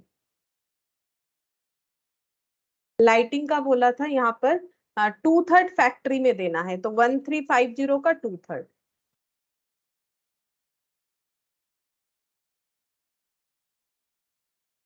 900, ठीक है। ये लाइटिंग का हो गया। अच्छा नेक्स्ट अब यहाँ पर चलते हैं हम लोग क्रेडिट साइड। देखो अच्छा हाँ, जनरल एक्सपेंस वो नहीं लिखा। जनरल एक्सपेंस हमेशा पीएल में जाएगा, क्योंकि हमें बोल नहीं रहा है ये कहाँ किससे रिलेटेड एक्सपेंसेस है, ठीक है। तो जब हमें कुछ नहीं बोलेगा तो हम लोग उसे पीएल में देंगे। वो कभी ट्रेडिंग में जा नहीं सकता है, ठीक है, ट्रेडिंग में भी नहीं देंगे। हम लोग ये नहीं मानेंगे कि ये ट्रेडिंग रिलेटेड कोई एक्सपेंसेस है या फिर मैन्युफैक्चरिंग। जब जनरल एक्सपेंसेस बोलेगा तो वो हमें पीएल में ही देना चाहिए, to general expense. To general expense जो है 1500। हाँ, साथ ही साथ हम लोग को रेंट और लाइटिंग का भी यहाँ दे देना चाहिए बचा हुआ पोर्शन। ये देखो, ये रेंट का 3/4 यहाँ जाएगा और बाकी ऑफिस का है, तो फिर वो पीएल में जाएगा। और लाइटिंग का भी बाकी ऑफिस का है, तो यहाँ पर रेंट लिख देते हैं। रेंट का कितना आ जाएगा 1/4, 3/4 यहाँ है तो बाकी 1/4, तो 1/4 इंटू 6000, तो देख लो कितना होगा। 1/4 इंटू 6000 हो जाएगा हम लोगों का 1500। अच्छा, और लाइटिंग, टू लाइटिंग, लाइटिंग का कितना होगा 1350 का, ये 2/3 था तो 1/3 हो जाएगा। ठीक है, ये कोई डबल एंट्री नहीं है, ये इंफॉर्मेशन है जिसको हम लोग पोस्ट कर रहे हैं। तो यहाँ पर हो गया 450। ठीक है, अच्छा अब क्रेडिट साइड चलते हैं। क्रेडिट साइड में हम लोग का क्या क्या है, सन्ड्री क्रेडिटर, ये लाइबिलिटी है, बैलेंस शीट के लाइबिलिटी साइड में आएगा, तो डेटर के जस्ट ऑपोजिट में लिख देते हैं सन्ड्री क्रेडिटर। हम लोग का इसका कोई एडिशनल इंफॉर्मेशन था नहीं, तो हम लोग इसको डायरेक्टली आउटर कॉलम में लिखते। बिल्स पेबल, ये भी हम लोगों का लाइबिलिटी है 7500। बिल्स पेबल, इसमें भी कोई एडिशनल इंफॉर्मेशन नहीं था। अच्छा, नेक्स्ट है sale of scrap. Scrap sale कहाँ जाएगा, मैन्युफैक्चरिंग अकाउंट में हम लोगों ने पढ़ा ना। सेल ऑफ स्क्रैप कहाँ जाएगा, मैन्युफैक्चरिंग अकाउंट में, तो यहाँ पर लिखेंगे बाई साइड में, एक लाइन का गैप रख के लिखेंगे, अगर कोई क्लोजिंग WIP होगा उसे लिखना पड़ेगा। By sale of scrap 2500। अच्छा, इसके बाद कमीशन रिसिप्ट। कमीशन रिसिप्ट जो है इनडायरेक्ट इनकम है, क्योंकि ये तो कुछ गुड्स मैन्युफैक्चर्ड करके बेचते हैं, तो ये हम लोग का पीएल में चला जाएगा, नहीं तो ट्रेडिंग में जाता। लेकिन ट्रेडिंग में तो प्रोडक्ट बेच के जो अर्निंग होगा वो लिखना चाहिए, तो यहाँ पर लिखेंगे by commission receipt 450। Commission receipt, provision for doubtful डेब्ट 1650। ठीक है, तो प्रोविजन फॉर डाउटफुल डेब्ट को हम लोग कैसे लिखेंगे, यहाँ पर नया भी क्रिएट करने बोला है, तो प्रोविजंस क्रिएट करने से हम लोग का पीएल कम होता है, लेकिन ये ऑलरेडी क्रिएटेड है, तो इसका एडजस्टमेंट कैसे कर सकते हैं, या तो इसे तुम लोग बाई साइड में लिख सकते हो। दो तरीके से होता है, बहुत से लोग इसे ओपनिंग वाले को बाई साइड में लिख देते हैं, जैसे ओपनिंग बैलेंस ब्रॉट डाउन होगा, लाइबिलिटी है तो क्रेडिट साइड में ब्रॉट डाउन कर सकते हो, या फिर ऐसे लिख सकते हो, यहाँ पर प्रोविजन तो क्रिएट भी करना है, टू प्रोविजन फॉर डाउटफुल डेब्ट, ऐसे डाउटफुल डेब्ट, और इसमें न्यू और ओल्ड दोनों को लिख के एडजस्ट कर सकते हो। ओल्ड है 1650, ये कर सकते हो, या फिर बाई साइड में लिख सकते हो। ठीक है, दोनों में से कोई भी एक। अच्छा, उसके बाद बोला कैपिटल, तो ये तो बैलेंस शीट में जाएगा 1 लाख। इनर कॉलम में लिखते हैं, प्रॉफिट वगैरह ऐड करना पड़ेगा, लॉस होगा तो लेस करना पड़ेगा। सेल्स 1,67,200, ये ट्रेडिंग में जाएगा, सेल ट्रेडिंग में जाएगा, यहाँ पर लिखेंगे बाई सेल्स 1,67,200 था, सेल्स लिख लिया हम लोगों ने। बैंक ओवरड्राफ्ट, ये लाइबिलिटी है, बैलेंस शीट में आएगा, करेंट लाइबिलिटी है। बैंक ओवरड्राफ्ट, इसको हम लोग ऐसे लिख ले BOD शॉर्ट में, बाद में तुम लोग पूरा लिख लेना बैंक ओवरड्राफ्ट बोल के 8500। ठीक है, तो देखो ट्रायल बैलेंस का पूरा डेटा हम लोगों ने लिख लिया। अब क्या करना है, एडिशनल इंफॉर्मेशन को पुट करना है। एडिशनल इंफॉर्मेशन में स्टॉक मिल गया, रॉ मटेरियल का क्लोजिंग स्टॉक, तो ये मैन्युफैक्चरिंग अकाउंट में जाएगा। ये देखो यहाँ मैंने जगह रखा हुआ था ना, रॉ मटेरियल का क्लोजिंग स्टॉक जो है यहाँ पर आएगा, लेस कर देंगे क्लोजिंग स्टॉक। ठीक है, क्लोजिंग स्टॉक कितना है 16,200। अब ये सारी चीजों को एडजस्ट करने से देखना पड़ेगा कितना आ रहा है, तो ये आ जाएगा हम लोग का 821 प्लस 85 माइनस 16.2, तो ये आ रहा है 89.8, मतलब 89,800। मैंने बोला था दो जगह पे पोस्ट होगा, एक मैन्युफैक्चरिंग में हो गया, और क्लोजिंग स्टॉक हम लोगों का एसेट होता है, तो वो बैलेंस शीट में जाएगा। ठीक है, तो बैलेंस शीट में लिखना पड़ेगा, यहाँ पर लिखते हैं क्लोजिंग स्टॉक रॉ मटेरियल का, क्लोजिंग स्टॉक रॉ मटेरियल का यहाँ पर लिख देते हैं, कितना हो जाएगा, कितना था 16,200। अच्छा, नेक्स्ट बोल रहा है फिनिश्ड गुड्स का क्लोजिंग स्टॉक। तो फिनिश्ड गुड्स कौन दिखाता है? Trading account. तो ये कहाँ लिखना पड़ेगा? ट्रेडिंग अकाउंट में बाय क्लोजिंग स्टॉक बोल के यहाँ भी आएगा। तो यहाँ फिनिश्ड गुड्स का भी लिख ले, पहले ये ओपन है तो उसके बाद उस पेज में जाके इसको भी लिख देते हैं। तो यहाँ पर लिख देंगे by closing stock, by closing stock. ये फिनिश्ड गुड्स का है इसीलिए ये ट्रेडिंग में आएगा। 18,100 दो जगह पे पोस्ट हो गया। Next semi finished goods closing stock, ये आएगा मैन्युफैक्चरिंग में। तो यहाँ पर लिखेंगे मैन्युफैक्चरिंग के बाई साइड में आएगा, by closing stock of WIP। तो यहाँ पर लिखते हैं by closing stock of WIP। Closing stock of WIP हो जाएगा 7,800। ठीक है, तो यहाँ पर लिख देते हैं 7,800। अच्छा, ये यहाँ पर पोस्ट हो जाएगा बैलेंस शीट में WIP स्टॉक 7,800, WIP 7,800। ठीक है, WIP हो गया 7,800। अच्छा, नेक्स्ट देखते हैं सेमी फिनिश गुड्स भी हो गया। Salary and wages unpaid. ठीक है, तो सैलरी एंड वेजेस अगर हम लोगों ने अनपेड रखा है तो ये हम लोग का पहला बात है, ये लाइबिलिटी बनेगा। ठीक है, तो लाइबिलिटी होगा, करेंट लाइबिलिटी में लिखेंगे आउटस्टैंडिंग। आउटस्टैंडिंग को मैंने O/S लिखा है। ठीक है, आउटस्टैंडिंग सैलरी, ये आउटस्टैंडिंग लिखा है मैंने शॉर्ट में, आउटस्टैंडिंग वेजेस, ये सब लाइबिलिटी है। टाइम पे खर्चा पे नहीं करने से वो लाइबिलिटी बन जाता है 900 और 2000। और मैंने बोला ये हम लोग का 2 बार पोस्ट होगा, बैलेंस शीट में आ गया। और कहाँ आना चाहिए? ये देखो वेजेस जो है ये हम लोगों ने बाकी रखा है, ये यहाँ पर ऐड होगा। इसका रीजन क्या है? क्योंकि हम लोगों का जो अकाउंटिंग सिस्टम है वो एक्रूअल बेसिस पे होता है। एक्रूअल बेसिस का मतलब है कि अगर हमारा ड्यूरिंग द पीरियड का एक्सपेंसेस है तो हमें रिकॉर्ड करना ही पड़ेगा, हम लोगों ने वो एक्सपेंस पे किया हो या बाकी रखा हो, उससे कोई मतलब नहीं है। तो हम लोग का वेजेस टोटल ये 2000 ऐड करने से कितना आया? 15,000। 15,000 रिकॉर्ड करना पड़ेगा, ये पूरे ईयर का इतना एक्सपेंसेस है। अब उसमें से ये पेड है, इसका आउटफ्लो हुआ है कैश का, और इसका आउटफ्लो नहीं हुआ है, उससे कोई फर्क नहीं पड़ता। एक्रूअल बेसिस पे जितने एक्सपेंसेस है सारे रिकॉर्ड करने पड़ेंगे, चाहे पेबल है चाहे पेड है। ठीक है, तो ये हो गया। और सैलरी है 900, तो वो भी ऐड कर लेते हैं, यहाँ पर मिलेगा ऐड आउटस्टैंडिंग 900, तो ये हो जाएगा 10,900, ये भी बन गया। अच्छा, उसके बाद मशीन को डिप्रिशिएट करना है 10%, ऑफिस फर्नीचर को करना है 7.5%। तो मशीन का डिप्रिशिएशन करते हैं 10%, less depreciation at the rate of 10%। तो 10% डिप्रिशिएशन यानी कि 7,000 हो जाएगा। 7,000 लेस करने से आ जाएगा 63,000। अब ये डिप्रिशिएशन कहीं और भी पोस्ट होगा, कहाँ दिखाना चाहिए? डिप्रिशिएशन एक एक्सपेंस होता है, तो डिप्रिशिएशन को हम लोग कहाँ दिखाते हैं? नॉर्मली तुम लोगों को पता है ना, हम लोग PL में क्लोज करते हैं, लेकिन इस पे कहाँ क्लोज करेंगे? क्योंकि प्लांट मशीनरी है, नॉर्मली PL में ही क्लोज होता है। जो लोग फाइनल अकाउंट्स पहले कभी बनाए हो तो PL में ही क्लोज होता है, लेकिन यहाँ पर हम लोग कहाँ लिखेंगे? मैन्युफैक्चरिंग अकाउंट में, क्योंकि plant machinery related with manufacturing account होता है, तो इसको हम लोग यहाँ पर देंगे। ठीक है, तो ये नीचे ना लिखेंगे तो मेरा जगह नहीं होगा, हम इसको थोड़ा सा यहाँ लिखने का कोशिश कर रहे हैं। ठीक है, तुम लोग का जगह है तो लिख दो, to depreciation on plant and machinery. तो ये हो जाएगा 7,000। ठीक है, जगह नहीं हो रहा था ना, इसीलिए मैंने यहाँ पर लिखा। प्लांट मशीनरी का डिप्रिशिएशन कर दिया, और बोला है कि ऑफिस फर्नीचर का 7.5%। चलो, ऑफिस फर्नीचर 7.5% मतलब 7.5% लेस डिप्रिशिएशन। ठीक है, ऑफिस फर्नीचर का 7.5% बोला है, 7.5% पर एनम, तो 750 होगा। तो लेस करने से आ जाएगा 9250। अच्छा, ये 750 कहाँ दिखाना चाहिए? ये हम लोग को दिखाना चाहिए PL में, ऑफिस रिलेटेड आइटम है 750, तो ये PL में दिखाएंगे। यहाँ पर जगह मिल गया थोड़ा सा।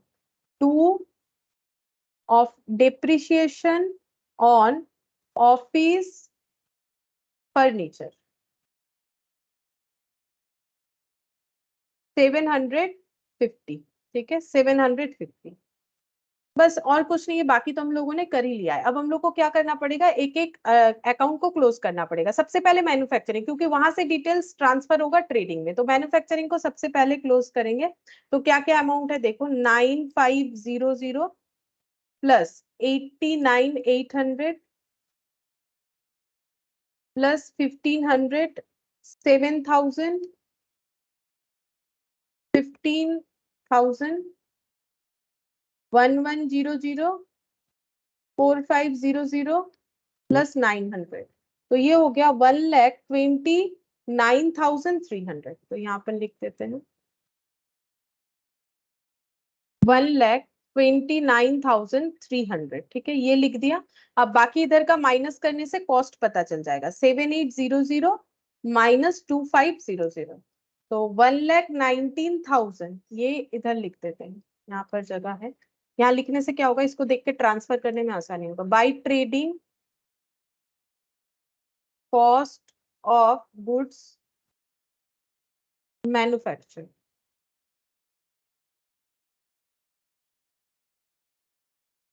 $1,19,000, इसका टोटल 1,29,300, ठीक है। मैंने मेजरमेंट करके ही जगह रखा, फिर भी हैंड राइटिंग मेरा थोड़ा बड़ा बड़ा हो गया, इस वजह से जगह कम पड़ गया, चलो हो जाएगा। 1,19,000 इस बार ट्रांसफर हुआ है, ट्रांसफर करेंगे यहाँ पर, ये देखो, to transfer from manufacturing account 1,19,000, तो ये हम लोगों के पास इतना स्टॉक इस बार ट्रांसफर हुआ है। पहले से सेल करने के लिए 15,500 का स्टॉक था, टोटल अवेलेबल स्टॉक, ठीक है। अब यहाँ पर टोटल करने से पता चलेगा, उसमें से सेल हो गया है इतना और इतना क्लोजिंग स्टॉक पे पड़ा हुआ है, तो पहले इधर का टोटल करना पड़ेगा। इधर का टोटल हम लोग का हो जाएगा, ये हो गया 300, 1,85,300, 1,85,300 माइनस, तो प्रॉफिट हुआ है 50,800। इस प्रॉफिट को बोलते हैं ग्रॉस प्रॉफिट।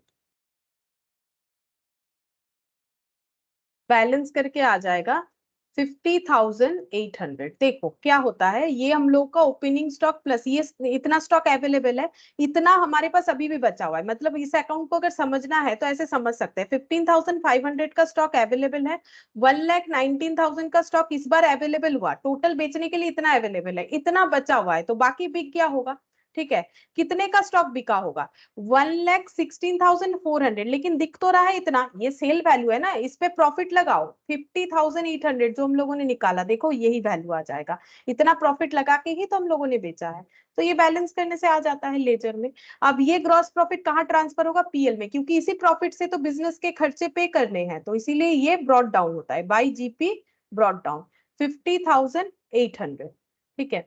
अच्छा, अब शायद मैंने एक एडजस्टमेंट रख दिया, दैट इज प्रोविजन, प्रोविजन नहीं क्रिएट किया, 1% ऑफ सेल होना चाहिए बोल रहा है, तो ठीक है, सेल का 1% मतलब 1,67,200 का 1% मतलब 1,672 होगा, ठीक है, यहाँ पर लिख लेते हैं 1,672, ये समझा भी देते हैं क्या होगा। बोल रहा है कि प्रोविजन क्रिएट करो डेटर पे, डाउटफुल डेटर पे, मतलब अगर हम लोगों को लग रहा है कि हम लोगों ने जितना सेल किया है उसका 1% अमाउंट हमें रिकवरी नहीं होगा, ऐसा सोच के हम लोग प्रॉफिट से वो अमाउंट को हटा के रखना चाहते हैं, और प्रीवियसली हम लोग का प्रोविजन इतना बना हुआ है, तो इस बार कितना बनाना पड़ेगा। देखो हम लोगों का एक ही अकाउंट है, प्रोविजन अकाउंट, करेंटली इतना बनाने का नीड हो रहा है, प्रीवियसली उसमें इतना अमाउंट अवेलेबल है, तो अगर मुझे 1672 चाहिए, ऑलरेडी 1650 बना हुआ है, तो मुझे सिर्फ और सिर्फ 22 रुपीज का प्रोविजन बनाने से ही हो जाएगा, ठीक है। जैसे मान लो तुम लोग के पास एक अकाउंट है जहां पर तुम लोग हमेशा 1,000 रुपए रखते हो, अगर 800 रुपए बैलेंस पड़ा हुआ है तो और 200 रखोगे तो 1,000 बन जाएगा, वैसे ही प्रोविजन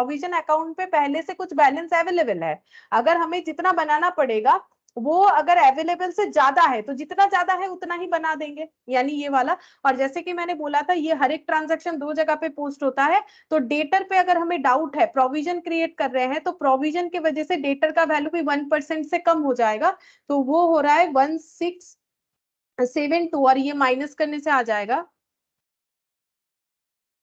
22,328, 22,328 आ रहा है, ठीक है। प्रोविजन कर रहे हैं तो डेटर का वैल्यू कम हो रहा है। अच्छा, अब हम लोग इसका टोटल कर लेते हैं, देखते हैं कितना आता है। 10,900 प्लस 1,350 प्लस 1,500 प्लस 1,500, इधर है 50,800 और 450, इसको ऐड कर लेते हैं, इसको देखते हैं ऐड करने से कितना आता है। ये आ जाएगा अच्छा 51 टू 50 आएगा ये ऐड करने से। इधर लिख लेते हैं, इधर तो और कुछ है नहीं। यहाँ पर 51,250 उधर का दो अमाउंट जो है वो ऐड करने से आ रहा है 51,250। यहाँ पर हम लोगों ने इतना तक ऐड कर लिया।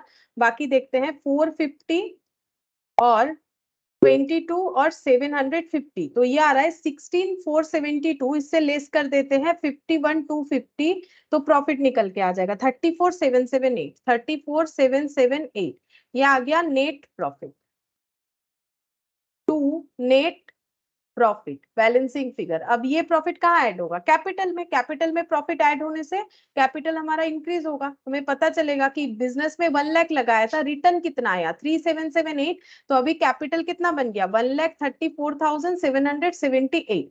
अब इधर का ऐड कर लेते हैं साथ ही साथ, प्लस 15,000 प्लस 7,500 प्लस 8,500 प्लस 2,900, 68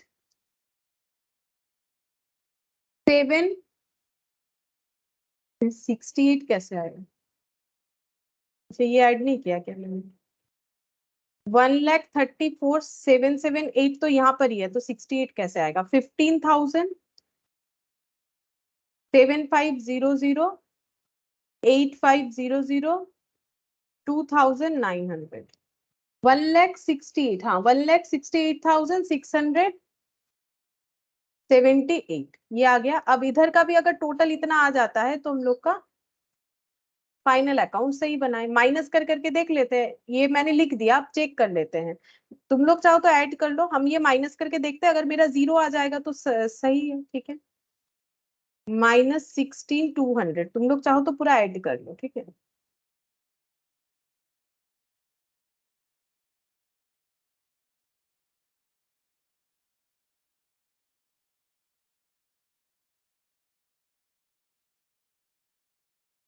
-9250, हाँ सही आ रहा है, ठीक है। तो ये बन गया हम लोग का फाइनल अकाउंट। तो फाइनल अकाउंट इस तरीके से बनता है।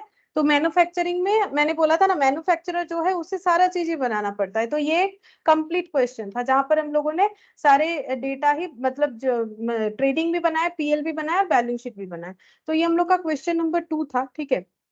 इसके बाद ये कंप्लीट हुआ। इसके बाद हमारे पास यहाँ पर इस चैप्टर पे कुछ एमसीक्यूज वगैरह है, और यहाँ 3 क्वेश्चन है, ठीक है। तो नेक्स्ट क्लास में हम लोग पहले ये प्रैक्टिकल क्वेश्चंस एक बार कर लेंगे, उसके बाद टाइम होगा तो एमसीक्यूज एक बार डिस्कस कर देंगे, ठीक है। तो आज इतना ही करते हैं।